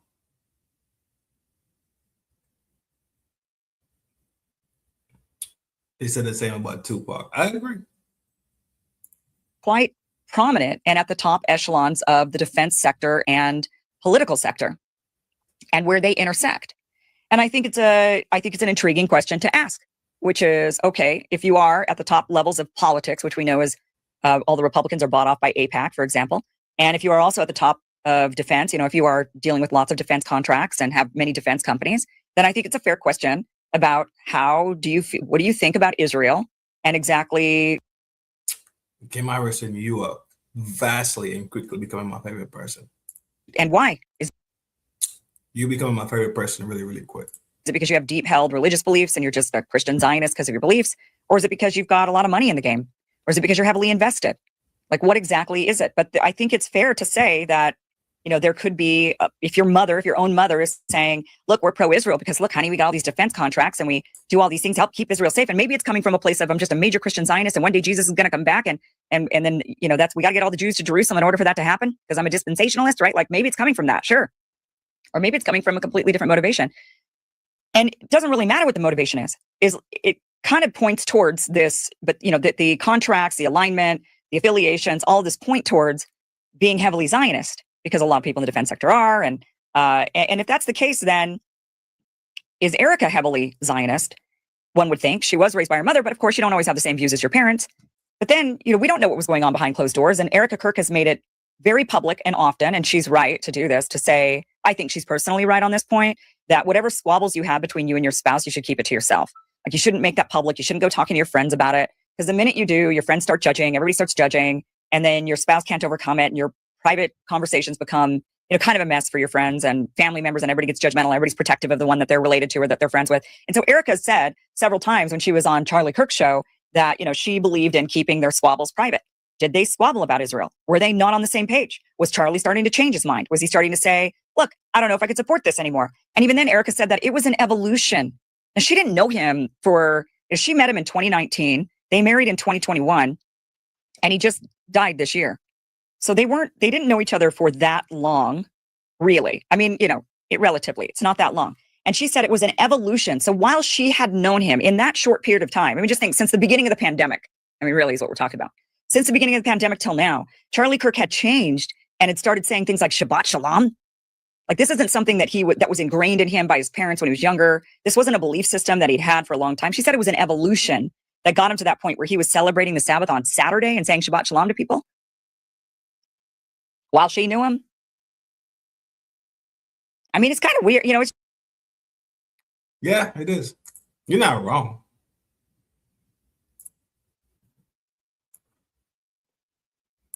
You're not wrong at all. I fucks with it.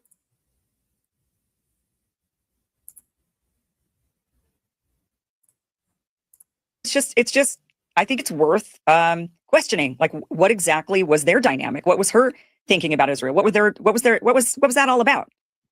Were they on the same page? I think is the big question. And not that I'm accusing her of, you know, anything nefarious against her husband. I'm not. But at the same time, I'm also not, because I also think that spouses should always be the first suspect because they usually are. So I think it's. What did you say?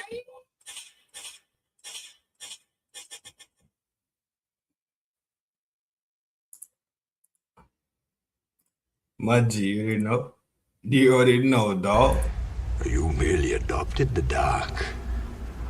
I was born in it, molded by it.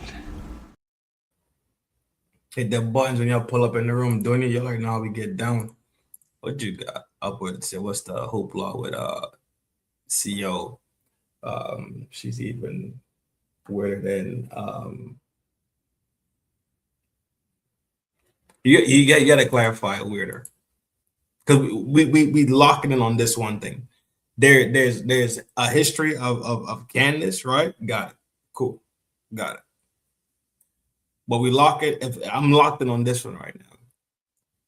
To talk about Candace and Candace's history, I don't have. That's not my focus right now. I put it like that. That's not my focus right now. I'm focused on what she's putting out here and the question that she's asking, and why her questions and her energy is relevant. That's what I'm focusing on right now. I'm focusing on why TPUSA is so fucking shady and lacks the basic level of transparency. That's what we're focusing on right now. I'm focusing on if this motherfucker is alive or if he's not. Yeah, I'm jacking it. I know what you're saying. I know exactly what you're saying. I'm focusing on this lane right now because there's something in here. There's something in here, and I'm gonna reveal it soon. Yeah, where we at? All right, cool. It's fair. I mean, it's not like I'm being, out of line, stepping out of line by saying, well, somebody was killed. The first person you should look at is the spouse. Now, I get it. This was a very, she was not the person who took the shot that killed him, right? I mean, obviously. But, spouses have hired hitmen.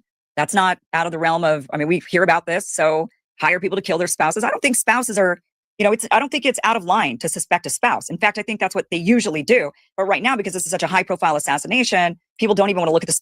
Oh, no, we can't. That's just so awful. You're just a really bad person if you even look at the spouse. I don't think so. I think it's fair game. You have to. It's an investigation. Somebody's dead. And so you have to investigate. That person deserves in their, in the afterlife, maybe God's already told them what happened. But nonetheless, we deserve to get to truth on this and not to cover it up. We don't live in a free society or a democratic society if we keep covering up murders. Not that that's necessarily what's going on, but it's certainly, something's really clearly not adding up. Okay, so let's get to the claim that Erica Kirk started a charitable children's organization that has been linked to sex trafficking. I know this is a big one. A lot of you guys want to know about this. Okay, Romanian Angels is so the organization she started was called like Heroes Helping Heroes or something like that. Had nothing to do with, it didn't say anything about Romania. Nothing, it was just like Heroes Helping Heroes. It was something like that. It was sweet, She started it after she was Miss, and I have family members and I know friends that have competed in these pageants, and they all start charitable organizations. It's kind of what they do after they win these pageants. And it's a great thing. And some of them have really wonderful little organizations that they do, and some of them grow bigger and, they're not so little. But she had this organization. The thing is, though, is that the organization, like a division of her organization was Romanian Angels, and they partnered with the U.S. military, which is so strange to like pick a part of the organization was like, okay, we're now going to partner with this Romanian orphanage. And more military, more religion. This shit is getting real fucking weird. It's getting real fucking weird. And we're going to like sponsor this Romanian orphanage. It's like so random. Like, why Romania? But anyway, our organization worked with this Romanian Angels orphanage, and they partnered with the U.S. military, which was the Marines and Army personnel stationed in Romania, and a local group called United Hands Romania to deliver holiday gifts, school supplies, and morale-boosting visits to children at the Antonio Placement Center, which was a state-run orphanage in Romania. Yeah. Erica Kirk, then in her early... That's the first research I ran into. The very first pieces of research I ran into is exactly what Kim is talking about right now. Very first pieces of research I ran into right now. The Ukraine part came in weeks later on, to be honest. Because this seemed like a fucking dead end to me. I knew it was something in there, but I didn't have I needed another piece of the puzzle to walk it down line. But I couldn't find another piece of the puzzle. So I really felt like I was at a dead end, knowing that there was more there. 20s described it as a sponsorship program inspired by her 2010 and 2012 beauty pageant wins, Miss Colorado and Miss Arizona. She was runner-up twice for Miss Colorado, and then she switched over to Miss Arizona and won. It involved no formal adoptions, international relocations, or financial transactions beyond donations. Activities were limited to occasional events and shipments of toys and clothes. The project ended around 2015 with no public closure announcement, and the nonprofit's tax records showed minimal activity overall. The trafficking allegations. Posts claim, online, that the program snatched children from poor Romanian villages for sex trafficking, organ harvesting, or exploitation in UK and Israel, disguised as mission trips or English lessons. Some allege up to 86,000 children were trafficked via evangelical networks. These ties to the Romanians, these tie into... It was Romania. My bad. I lied. The Ukraine thing was something different. The Ukraine thing was something complete. It was Romania. Yeah, I lied. It was Romania. It was not Ukraine. That is absolutely my fucking fault. It was not Ukraine. I was wrong. It was not Ukraine. The Ukraine thing was something different that I stumbled across at the beginning of the thing with Ukraine and Russia, where yes, that was something different, but it was Romania. My bad. To Romania's well-documented history as a European trafficking hub. This has been documented by Al Jazeera, New York Times, talking about a lot of these really terrible child sex rings. But fact checkers note that reports predate or are unrelated to Erica Kirk's work. Now, Colonel Otto Buscher, this is the central hook. Buscher, a U.S. Army colonel, affiliated with the Marines Black Sea Area Support Team, was thanked by Kirk in a 2012 Vimeo promotional video for his unit's support in delivering gifts to the orphanage. Now, social media claims he ran a child trafficking brothel at a nearby U.S. airbase, Mihail. I don't know how to say that, but at that place, you see it on the screen. The accusations against Busher stem from a 2019 criminal complaint filed by Anna Marie Nuciu, a former base translator with Romania's DICOT, which is the Anti-Organized Crime Agency. She alleged that there was a prostitution ring involving Busher, his adjutant, Lloyd Sparks, and others, backed by messages, photos, and audio evidence of payments for services. Okay, so there was an allegation against this colonel that he was running some sort of a sex ring. And Colonel Otto Busher was also connected to Erica Kirk's organization. And Erica Kirk's organization strangely helped this Romanian orphanage, which I do, it's like, why would you choose Romania? I mean, if it were me, and I don't know why she chose Romania. She's not Romanian, I don't think. I mean, maybe, but I'm pretty sure her heritage is Swedish. I mean, if it were me and I were picking an orphanage and I wanted to pick one around the world, I'd probably pick like a Vietnamese one or something, right? Or I don't. So it just seems so that part is like, why would you choose that particular orphanage to work with? And you're like sponsoring these kids to do, all these variety. I don't know exactly what you're. But then you've got this colonel and he's involved with your organization, and now he's also being accused of running a child sex ring with this orphanage. Now, no charges were filed against Busher or others. The probe stalled due to a U.S.-Romania agreement granting the U.S. extraterritorial jurisdiction over its personnel. So that's kind of like what we see with Israel now, right? Like they whisked the guy, like who was that guy that he was arrested for trying to have sex with like a 14-year-old or something? And he was working for the Israelis in Netanyahu's office, and they whisked him away, and he's never going to see jail time. They're not bringing him back, right? Like he just got whisked away, and Israel says, "Oh, we're gonna handle it. Don't worry." And this guy's like sipping, martinis somewhere in Israel. Like a lot of guys that run off to Israel after they've been accused of rape or pedophilia here in the United States, and that's a true fact. So the U.S. steps in and says, "No, you're not allowed to investigate this guy. Like we'll do it. Trust, we'll do it." So that's where the allegations come from, is that she's tied to this Romanian orphanage and to this colonel, and the colonel was accused of running a child sex ring in Romania. And there's the allegations are thousands and thousands of children, and the U.S. government essentially were able to get away with ensuring that investigation got shut down because of a 2001 U.S.-Romania agreement. Weird.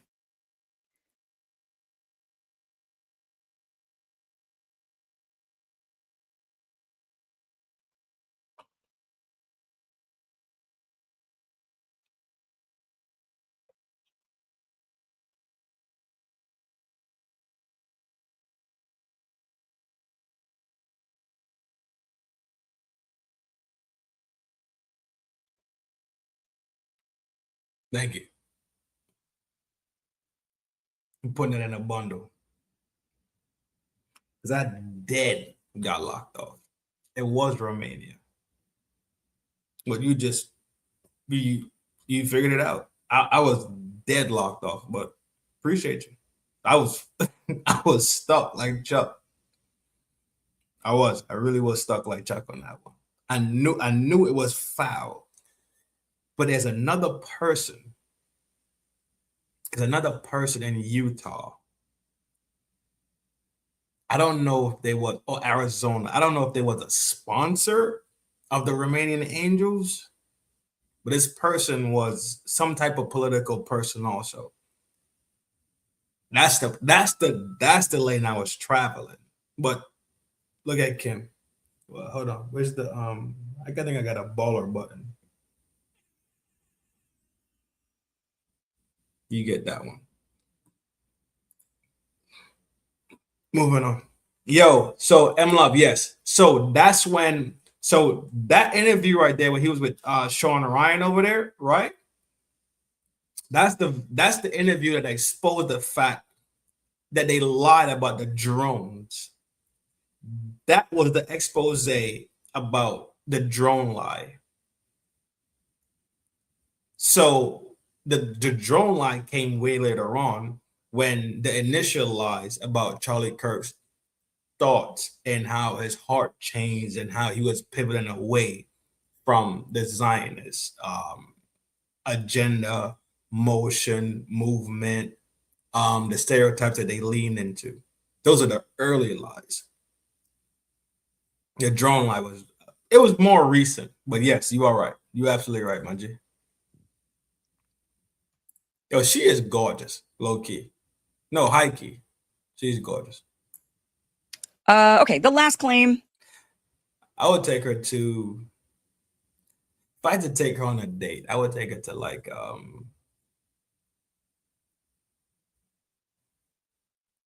to my kitchen. I'd cook for her. I would take her to my kitchen and cook.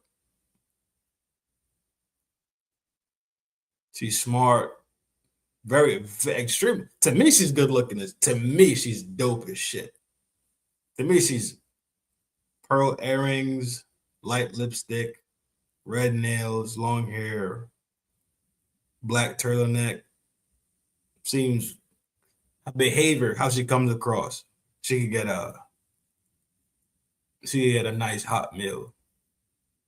But Kim, be absolutely aware. My dinner table is where I shoot my show from. So you'll be eating at the island bar. I have an island in the kitchen, so that's where you'll be eating at. Or you can eat in the living room and watch TV. But we have to watch House. That's it. Have to watch House. You got to deal with it. That's my stipulation. That and again, I'm not saying that Erica knew anything about it or that she was involved in it. I'm not saying that she is. So I'm just saying I'm just telling you what's happened here. This is why there's that allegation out there. I do think it's interesting and strange to sponsor of everywhere in the world a Romanian orphanage, and then it just so happens that this orphanage is connected to these, Christian organizations and to this colonel and evangelicals and Israel and all this weird stuff. And then it turns out that there's allegations that some of these kids were trafficked. And for what? I mean, were they used in blackmail operations? More Epstein style blackmail? There you go. I don't know. Now but I wouldn't rule that out. That's for sure. Now you're talking. Okay, the last allegation, the last conspiracy around Erica Kirk is the question of the thought that Trump introduced Charlie and Erica by setting her up for an interview with Charlie, because Erica was Miss Arizona 2012, so that was in the Trump organization. So she had met Trump and known Trump well before she had met Charlie. There's also some claims that she was a casting director. All right, before we go into that part, I think he was sleeping with the enemy. No two ways. No two ways, especially when you talk about the connections with military, church, and I'm not saying military like the average military person is walking around like, I just joined last week and I'm fresh out of boot camp and I'm finna go to my first duty station. No, I'm not talking about those guys. We're talking about clandestine shit, right? Off the book shit, CIA, joint strike ops. That's what the fuck I'm talking about. When we start talking about those things, we start talking about CIA, FBI involvement. So when we start talking about those things, we're talking about something else. I'm gonna close out with that one. I know I'm trying not to tease it, but I don't want to just bust my load right now. You hear me? This has been going on for centuries, churning our slaves to greedy society. This looks like a bot, but yes. The whole thing itself is an octopus. I've been talking about the octopus for a minute. It's not. I brought up the octopus and I brought up the multi-pronged thing. It's not a one-pronged thing. It's like a fork, right? It's a fork. It has multiple prongs on it, and they all in the same motion at the same time. Think about when you eat it, right? Think about a trident. They all in motion at the same time, and they go into the same objective. But at the end of the fork is the hand. At the end of the fork, a hand is controlling the fork. It's controlling the trident. There's like an octopus. all these legs on it, right? And all these legs are in motion to do something. The legs are in motion and they are doing things. One is grabbing this, one is grabbing that, the other one is doing something else. But at the end of the day, they all come back to one thing, and that's the brain and the head of the octopus. So all these things are in motion at the same time for fucking purposes. It's not a lost thing. So yes, I it's sad as fuck. Yes, I get it. I'm not jacking it, but it's a reality. TP is $100 million richer. Yeah, for sure. Yeah.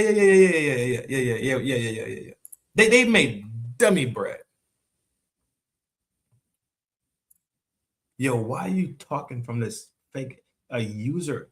Yo, you look like a bot. I'm not gonna hold you. I don't think you. The shit that you're saying doesn't seem like you're a bot, but the name looks bottish. That's all I'm saying.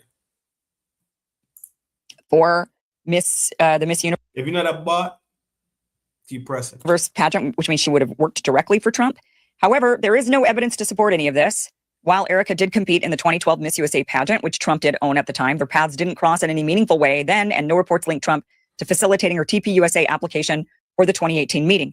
Trump and Charlie had a close professional alliance. Charlie was a key Trump supporter and advisor, but Erica's entry into TPUSA was driven by internal recommendations, such as from TPUSA executive Andrew Colvett, who we've been hearing a lot from lately, haven't we?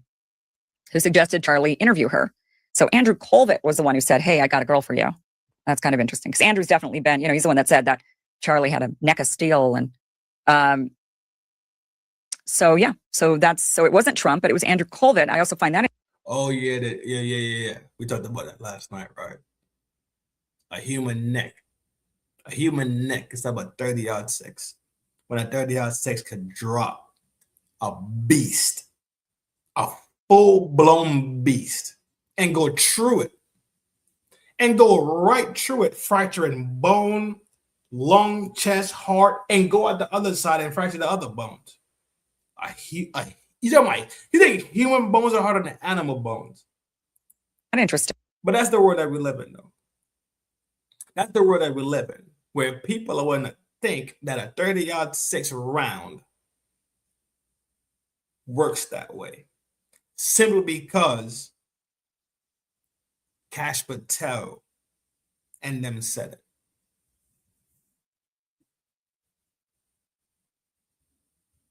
He said for prison. Because I don't know, what his ties are or if he's tied to anything at all. And, that's the question that Candace is asking. That's getting her in hot water. That's causing Erica to say, stop, just stop.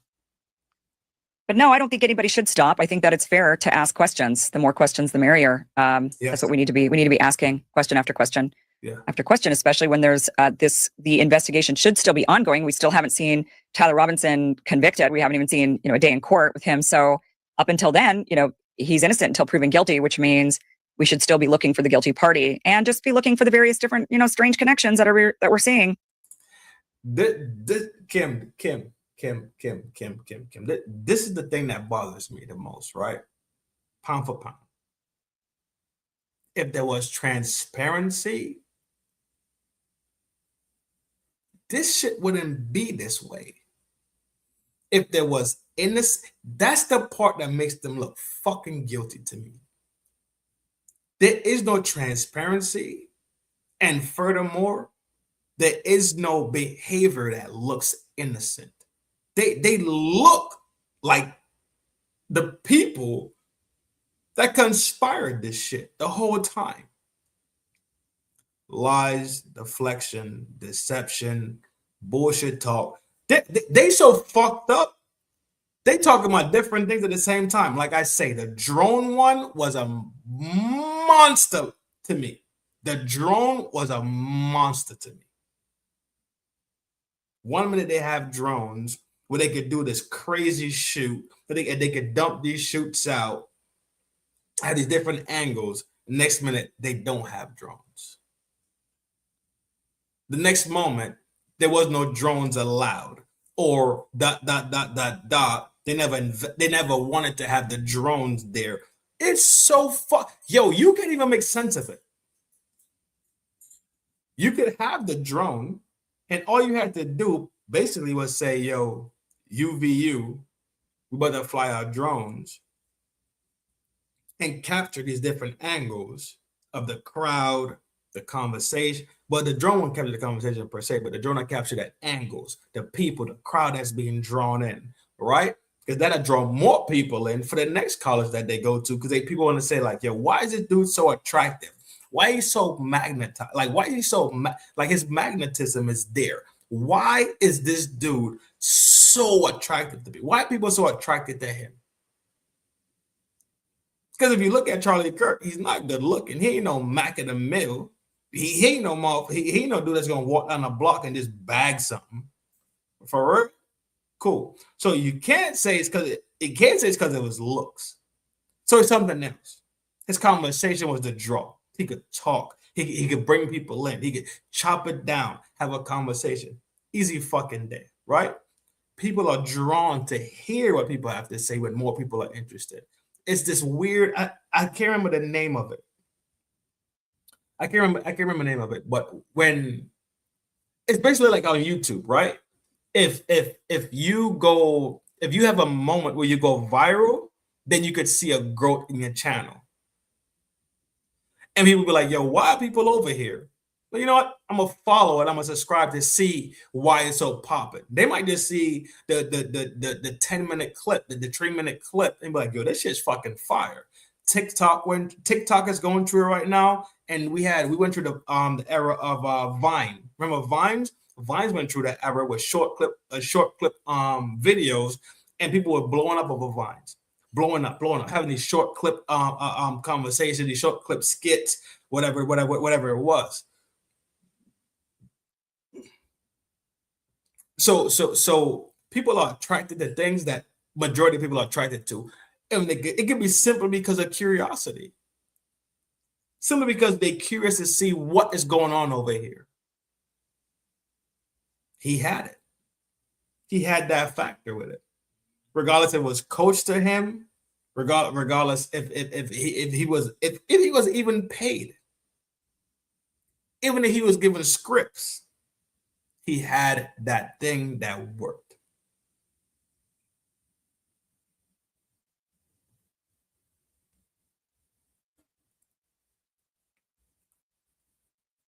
Yo, user. Okay, I don't think you're a bot anymore. I don't think you're a bot anymore. So, we'll. But EK, make sure you hit the buttons and not EK. Did the name just change? User, make sure you hit them buttons, Dooney, and pull up because I'm not stopping this. This is gonna. This is the legs on this is way too much. I'm at the 210. I don't know if I can burn this next video in 210. Fuck, what time is it? All right, I'm rolling right into the next video. I want to push max 3 hours. Max 3 hours, dog. Because I still got to do my closeout on what I'm jacking. I'm on personal brain. You hear me? Shout out to Didi. Didi, yo, Didi, what up, G? We gonna talk or what, bro? I'm gonna start calling you out like you're dodging me, like TPUSA be doing. I'm gonna start TPUSA in you. I'm gonna make an invitation and then like act weird about it. You hear me? Messi Mashawn is a bot.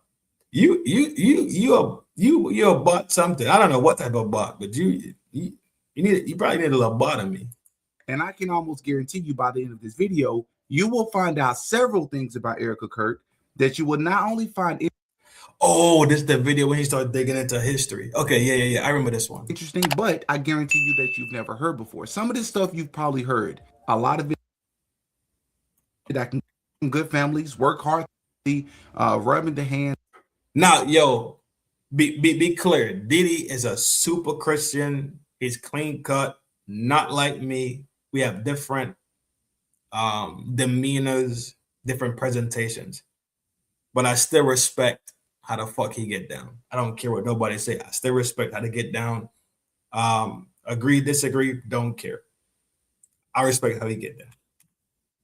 But these people are playing roles, in my opinion. And yes, we've already covered the fact that she was wearing a Freemason ring during her video where she was supposedly or allegedly rubbing the hands of Charlie Kirk in the casket, which I do not believe that was Charlie Kirk. Yes, we've already discussed her very odd and unusual behavior during her tribute video and also during the memorial service. I found her behavior to be very odd, which, by the way, that's not what I wanted. I wanted to go to her video and I wanted to see a woman that was grieving, and I was going to feel really bad, and I hated that she had to go through this. But I went to the video and that's not what I found. It was very odd. I'm not going to ignore my intuition and my human instincts, and everything's telling me that woman is acting. And it turns out that I'm not the only person that believes that, as many other women and mothers and widows, and not only that, but white widows.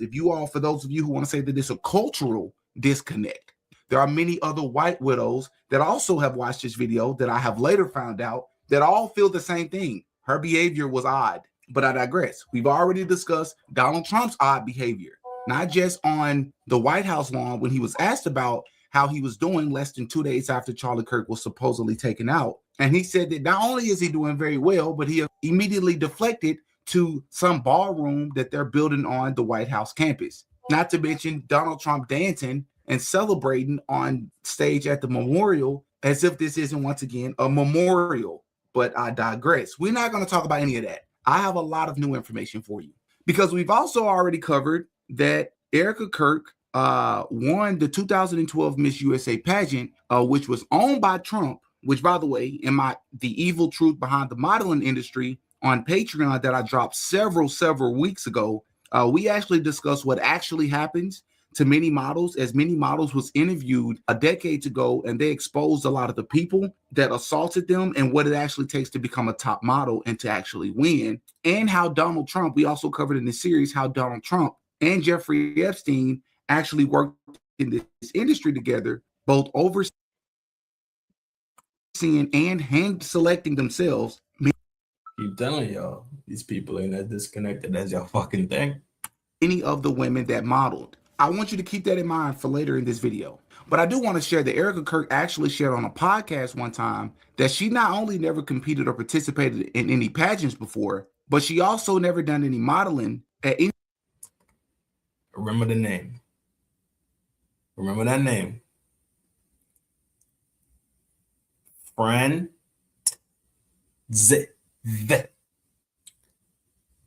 Friend. I'm pretty sure that fucking T is probably silent, so it's probably pronounced Franzeve. Franzeve.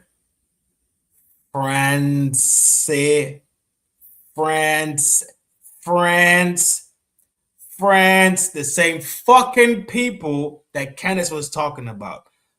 France, but guess what? Fuck it. I'm gonna shut. Fuck it.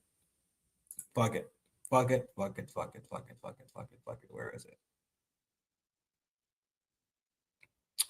Where is it? Where is it? Where is it? As soon as I lock it in, I'm gonna show it to you. Boom, boom, boom, boom, boom, boom, boom, boom, boom, boom, boom, boom, boom. Where is it? Where is it? Where is it? Where is it? Where is it? No. Where is it? Boom. Here we go right here. But I'm gonna make sure y'all can fucking read.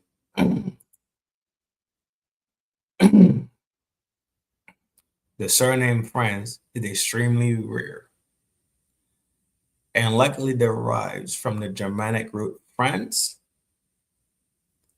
Who's got France? My name is Germanic France. From Latin, Francisius, meaning French man. Dog, the same fucking people that Candace talked about, the French. The name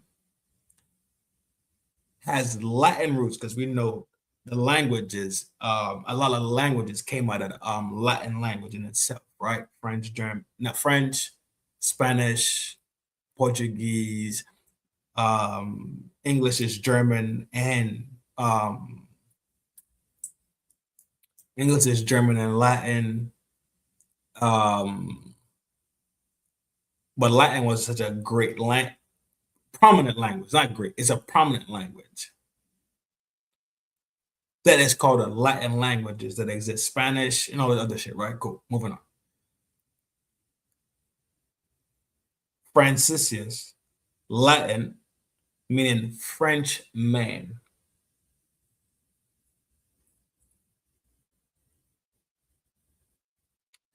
Or free man with the VE ending reflecting the Scandinavian or clerical modification found in the Swedish record.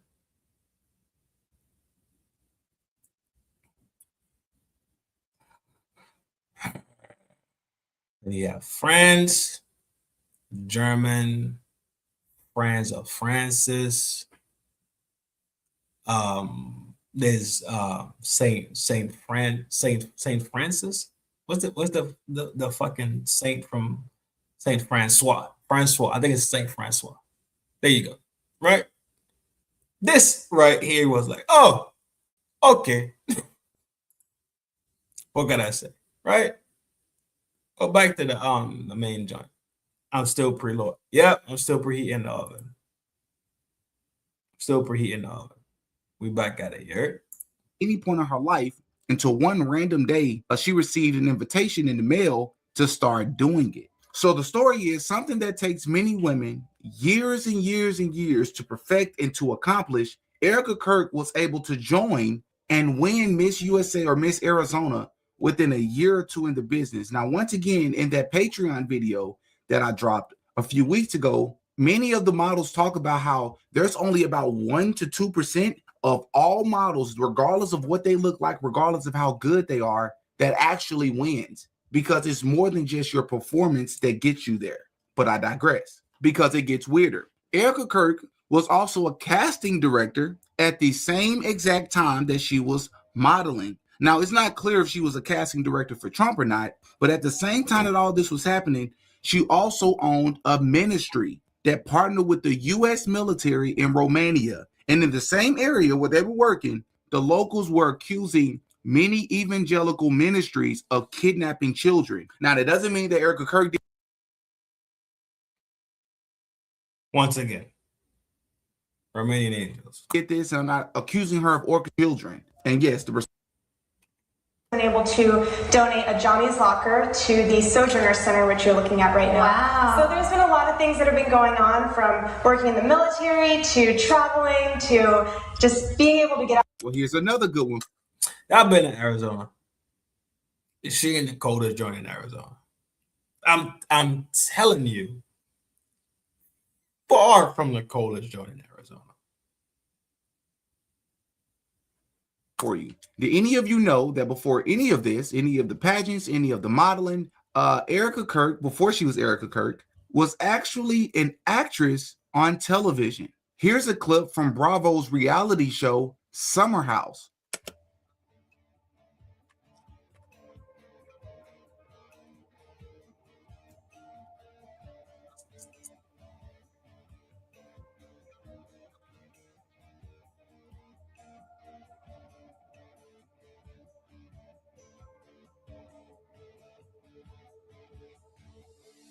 Well, how about this? Did you all know that Erica Kirk's mom not only worked closely with the government, but specifically with Homeland Security and the Department of Defense? Can I ask a question? It's maybe off topic. How did your mom choose Phoenix? So she chose to move to Phoenix from Ohio because there was more of an opportunity for a female business owner out here.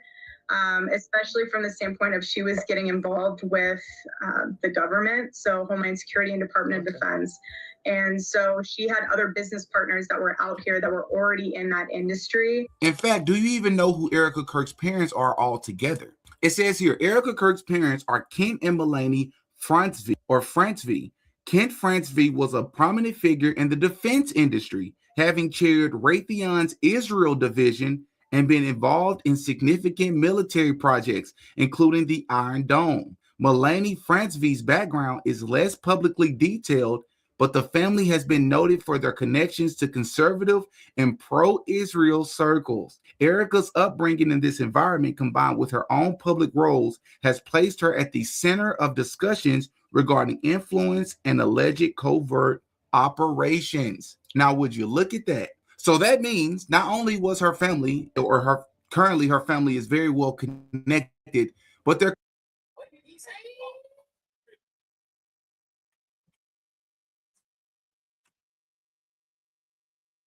influence and alleged covert operations. Yeah, for sure. She got them demonized. Them is demonized, bro.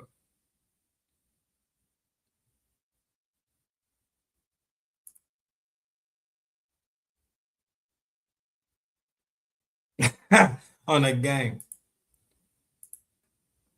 Now, would you look at that? So that means not only was her family, or currently her family is very well connected, but they're connected to Israel, the same foreign nation that many Americans are not rocking with right now, including myself. And I guess that could further explain Charlie Kirk's undeniable record over the years when it comes to Israel. I don't think many people ever thought that it was just strictly about the Bible. But this also means that Erica Kirk was successful and a millionaire well before she met Charlie Kirk, because of all these ventures that she was placed into before she met him. And now she is the CEO of Turning Point USA. But let's continue. Did you know that she is actually currently considered the most powerful woman in the country? And many are suggesting that she should run for vice president in 2028.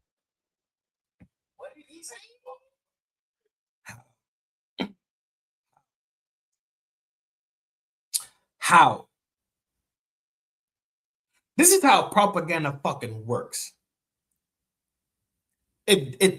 Didi, I'm taking what you're saying as true, right? Cool. I don't doubt your integrity at all. I don't think you be just kicking shit in the wind. I don't think so.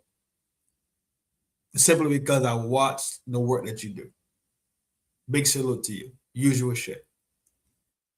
If she's considered the most powerful woman in the, and she should run for VP with J, because she did fucking what?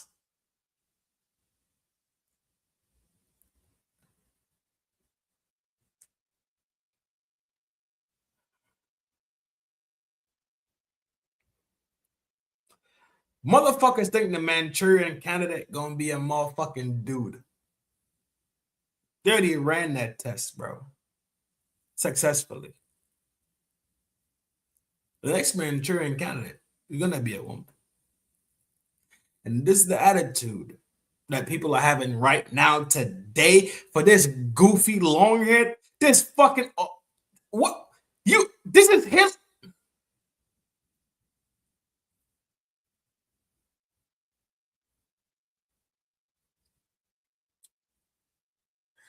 You cannot elect anybody to be any fucking thing. I don't give a fuck if it's the mayor. I don't give a fuck if it's the union rep. I don't give a fuck if it's the head of the janitors inside the fucking school. All the way from them to state, to national, to internet, to IMF, to the banking for. If they don't have the fucking, if their main focus and goal is not for the country that they were born in, fuck them. Get them the fuck out of there, dog. The technocrats are taken over by the fucking minute. I've been fucking showed it to you. I shot the fucking show already. I already said this shit. I'm so confused about why people can't fucking see it. Earlier, Sandra said this shit earlier. And I was holding it back. But guess what? I'll probably unleash this one right now.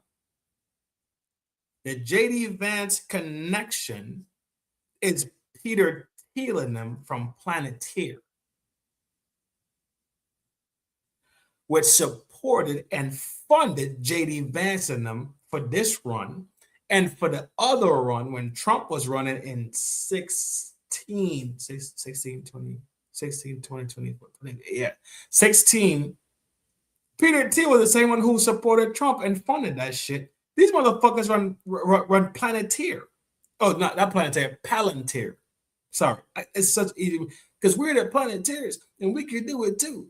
And say we're now a planet is a thing to do. Polluting and collude is not the way. Here at Captain Planet has to say the power is no, Nick. This is called Palantir. It's not fucking Captain Planet, homies. But we was all fucking running around like fucking weirdos, talking about earth, fire, wind, and water. This is not Planeteer. This is Palantir. My brain thinks Planeteer all the time. But it's Palantir. His fucking business partner went on a fucking show the other day and couldn't sit down in his fucking seat. Weird as shit. But people can't seem to see simply this is Zionist shit constantly. But now JD Vance and them fuck with the Zionists. Trump fuck with the Zionists clearly. They fuck with the Zionists. She fuck with the Zionists. Charlie Kirk said, I'm not fucking with the Zionists. All of a sudden, he got to get the fuck out of here. And y'all think this shit is fucking, y'all think this shit is just, it's Sunday at fucking Bloomingdale's, right? When your mother used to wake you up and be like, I got to go shopping. And she drag your fucking goofy ass to Bloomingdale's and Macy's so she can find a fucking a work shirt and then pick up some groceries. Y'all think it's just an average fucking day in America, ain't it? All right, cool. But guess what? I got a show coming up about the fucking ignorance of fucking America. And y'all gonna be mad as fuck. And guess what? They're gonna have to eat it and live with it. Alongside JD Vance, as many view Charlie Kirk as a future presidential candidate himself. And it also doesn't help when there are emails going out from Turning Point USA where Erica is stating that she will quote unquote carry Charlie's torch. But we'll see. Let's talk about Erica and Charlie's first date. Apparently, it was for a job interview only after a quote unquote close friend recommended that Charlie should hire her as they were celebrating a new Turning Point USA location. This was back in 2018, which is only 2 years after Charlie and Trump started working together on Trump's campaign. Remember, at this time, Erica Kirk had already been working under Trump in the modeling industry. So it would make the most sense to me that either Trump or someone close to Trump recommended Erica. Storytelling. So we're here at Bill's Burgers in New York City. And right near this very table is the first time that I met Mama. And it started as a job interview. And I was asking all these questions, philosophy, religion, Jesus. And then I realized Mama was beautiful and smart and elegant and Christ-like. And so I said, forget this job interview. I want to date you. And I said, I have enough friends. And that's where your journey started. Why is that on record? Why is that in record?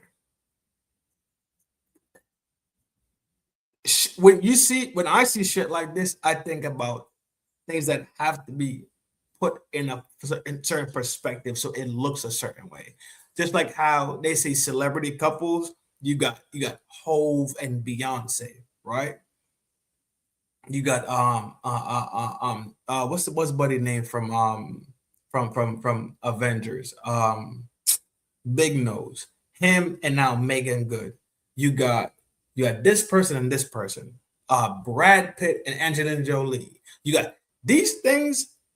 These things don't seem organic as fuck. I met her on the set of Designing the Living Room. Then I realized I was in love with her. Are you out your fucking mind? Y'all are both actors. Who the fuck knows who's telling the truth at any time? No, it's design. These things are put out there to look a certain way. So the fucking dream, the vision, the bullshit, the matrix keeps moving on. People want to sit here and actually believe they will walk outside their fucking house and walk into the love of their life. Because you saw it in the Notebook. Because you saw it in these fucking movies. You saw it on Disney. It's put in cartoons. It was made for you to believe in these fucking things that don't even fucking really be practical or even fucking reality based. You don't see bitches on TV fall in love with ugly motherfuckers. You don't see motherfuckers with scarred up fucking faces, limped up fucking arms, banged up bodies, falling in love, and a bitch be like, yo, I just love the way you limp. It be the 6'5" motherfucker that look like he chiseled in stone, hard bodied. You feel me? Hella gangster, wrecking shit all the time. Every time he walk around, motherfucker just bowing down when he come through. And now he be like, yo, it's you. She be like, oh, I love you too. It's magic.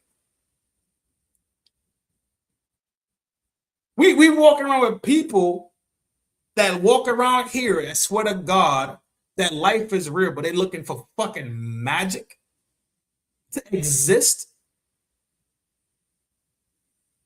At the same time, they already got fucking 4 fucking children with 4 motherfuckers. But they still looking for magic. This world is tossed. It's fucking lost, bro.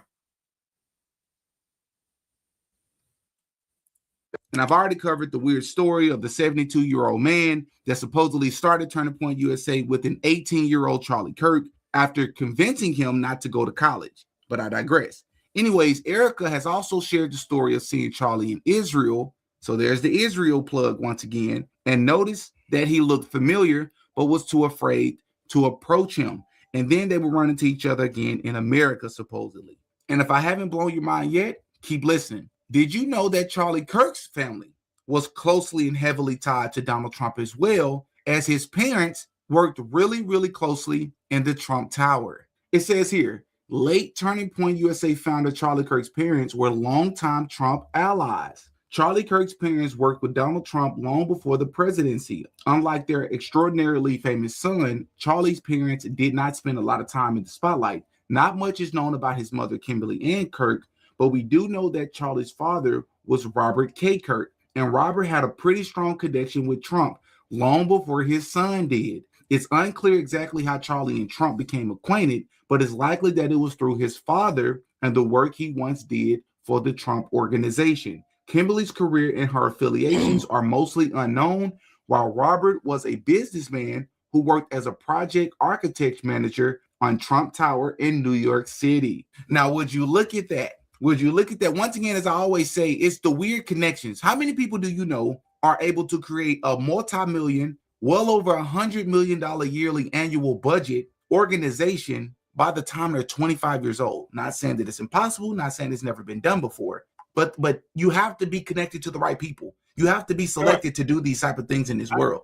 What we were taught as children, how you can do it, and you can make it, and you can become whatever you want. It's a lot of stuff that was left out, like privilege, like connections, like being a part of these secret organizations and societies. But not only that, Erica attended a Jesuit university, which is Regis University, located in Denver, Colorado. And her grandfather is a guy by the name of Carl Kenneth Franzvi, who was the vice president of American Banking Note Corporation, which is the same one tied to secure printing and IDs, and was Grand Chief of the Independent Order of Vikings, knighted by the King of Sweden. But we go a little bit deeper. This information I already seen. I've seen this information.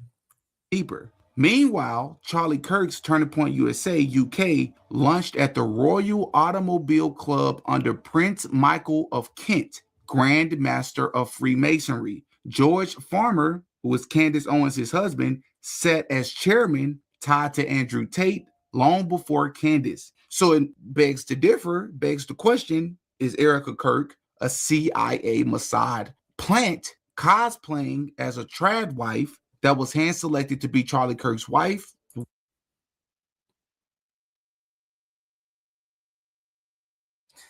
Now, this is where I'm going to give you a flash of what the fuck my brain was thinking.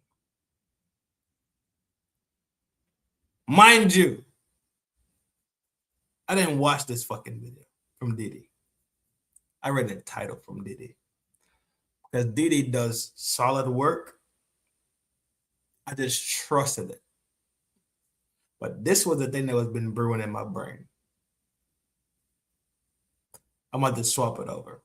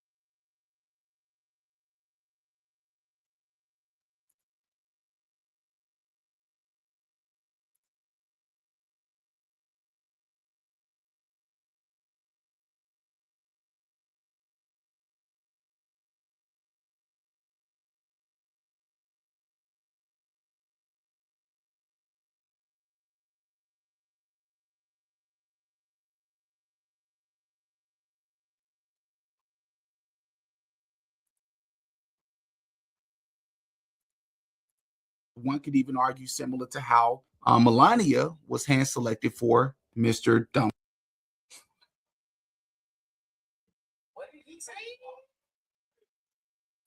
Trump himself. But I'm not done. The biggest red flag, in my opinion, whether you all agree with me or not, is Erica Kirk and Charlie Kirk's children. Now, I noticed this before, but it's really stood out to me since. Can anybody, anywhere, on any platform, Google, Instagram, YouTube, interviews, can anybody find a solid photo of what Erica and Charlie Kirk's children looks like? Yep, you heard me right.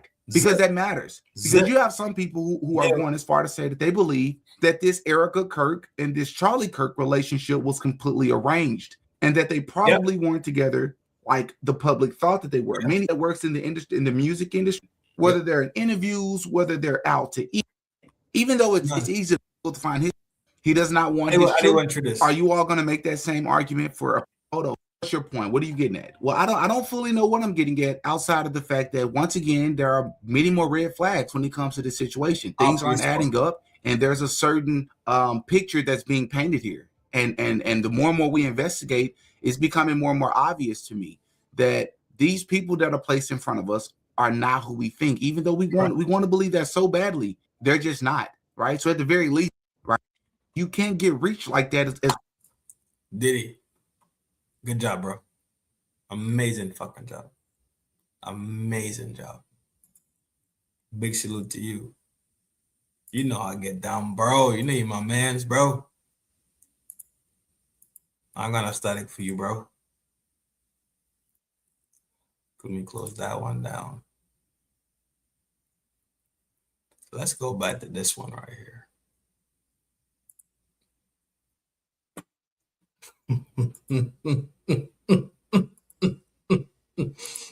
You can't tell me I'm not seeing what the fuck I'm seeing, boy.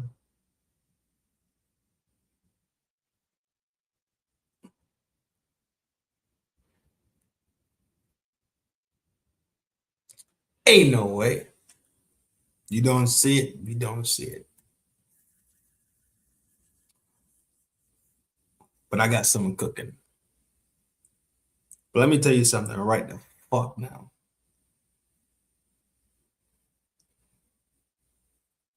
With this connection between these clandestine military black ops, cloak and dagger shit, her mother being involved, her having the blonde hair connection to Marilyn Monroe, knowing what Marilyn Monroe was doing from Project fucking Monarch. That was a subset from MK Ultra. This shit was sick. This is a fucking demon, bro. This is a demon. I'm telling you, I'm not fucking jacking it. Something inside of me is telling me no. Something inside of me is telling me no. I said the fucking words. I told you at the end of the night I was gonna fucking say it. This is the same fucking shit that Kennedy ran into dealing with Marilyn Monroe. Don't you ever in your fucking life get it twisted. Let me show you one more.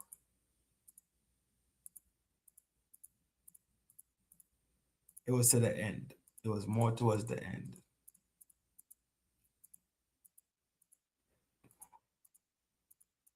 Where was it?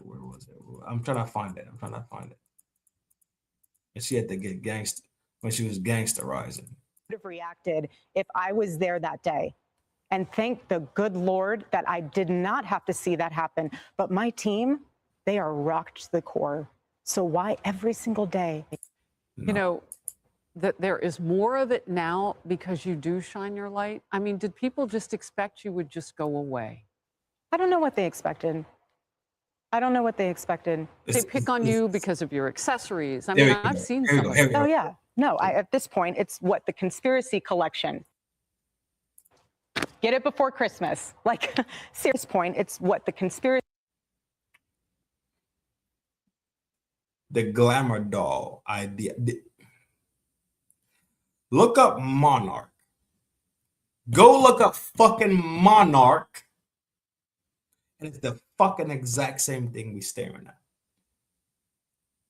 Monarch built these fucking things for these reasons.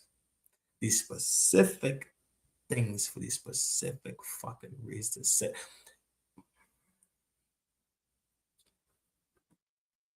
Yo, give me a second. We're gonna close out. Quick spinning.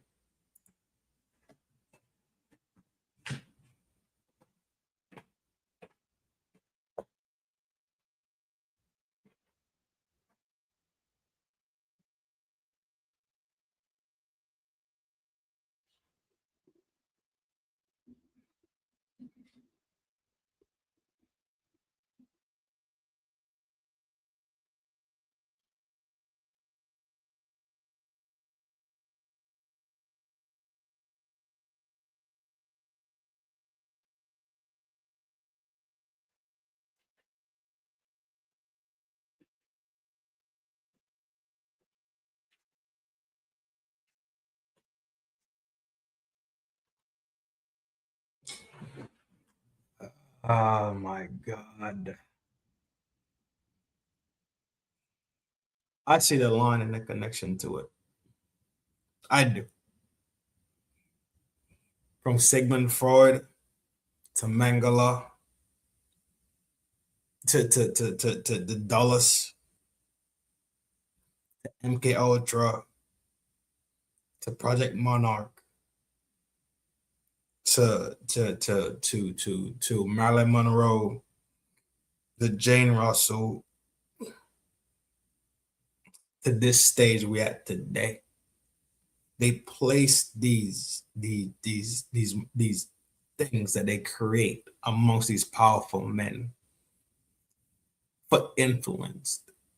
We know when you put some nice, good box in a man's bed with GFE treatment, you know you could influence some things with inside the men. This is already discovered. This is old fucking things we talk about.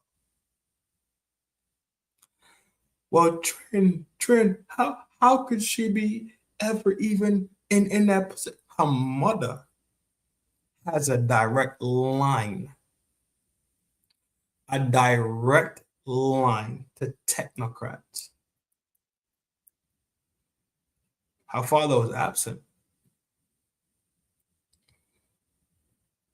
Did we not already hear about them divorcing when she was young and et cetera, and all this other shit? Y'all think it's a fucking game out here. I don't think it's a game at all. That's where my brain is at. When Charlie went off script, they had to go fix it. That's where I'm standing at. Like it, don't like it, jack it, don't jack it, dog. That's where the fuck I stand at. And maybe my mind will change tomorrow when I get more information. Maybe my mind will change next week when I get more information. But as of today, right now, in this fucking very second, in this hour, in this minute, that's where the fuck I stand at. This shit is goofy as fuck. Ain't none of this shit pure. Ain't none of this shit got no fucking real authenticity to it. From her, the motherfucking TPUSA, to the feds, all the way up the chain. This is controlled shit that we are fucking watching, and this is some shit that people are jacking. Like it's all these winky dinkies. People are looking at these things like the shit that don't make sense makes sense because somebody says it makes sense. Don't ever say, wait, hold on. So the dude jumped up. So you couldn't identify the dude. You use AI tech that made a dude like a dude.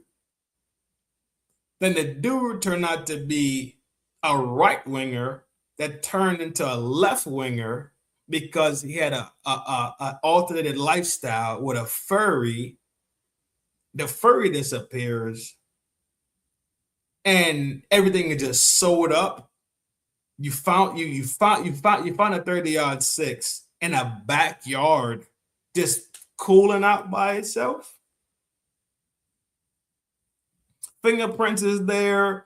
Everything is just that lined up.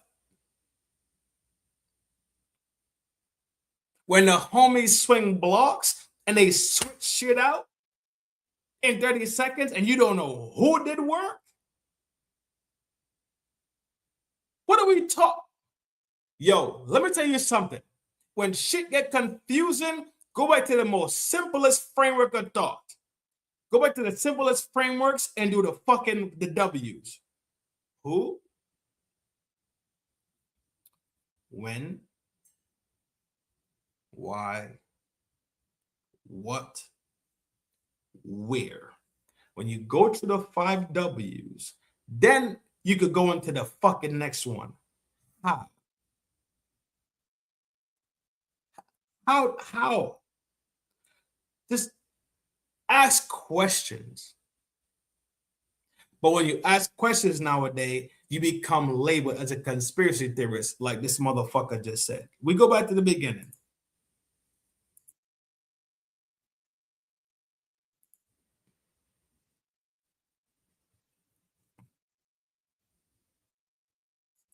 And you said the word conspiracy with your jagged ass teeth. Proud. Conspiracies. Because now you have to denounce people who are thinking and people who are not accepting the bullshit that people kick.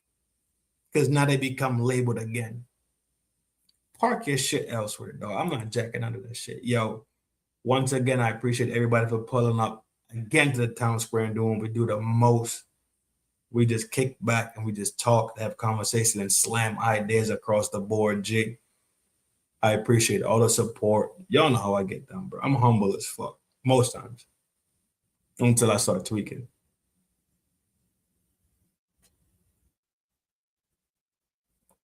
But they both wearing their crosses to signify. You can't signify the cross and talk about Shabbat Shalom. Not jacking it, bro. It's a bunch of fuckery being sold because guess what? It's not about America first. If y'all are still lost on the ideology that they are thinking about America fucking first, y'all gotta start doing a little bit more looking, a little bit more listening. You hear me? And I'm telling you this because I fuck with y'all in a deep, deep, deep way. Village gang, y'all know I fuck with y'all in a deep way. He and I Sim Slim Trim, and I'm built to win. I'm Granny's baby. I'm numero uno. I am Flaco Fuerte, the real McCoy. I am the host that would never do the least, but I would always never, ever overdo it and do the most. Take care of yourself so you can take care of people that's around you. You gotta love yourself so you can love the people that is around you. This thing in life is not a sprint. Take it easy. It's a marathon. Train every day like the marathon is tomorrow. Be prepared, but never be scared. Scary shit for the other people. Don't be scared. Just be aware. You hear me? I see y'all motherfuckers in a couple hours so we can bang that shit and scream, fuck that week. You hear me? Tonight we're going to party up and chill. Y'all are all invited to come kick it over here. Subscribe, like, share it. Y'all already know it's a love thing.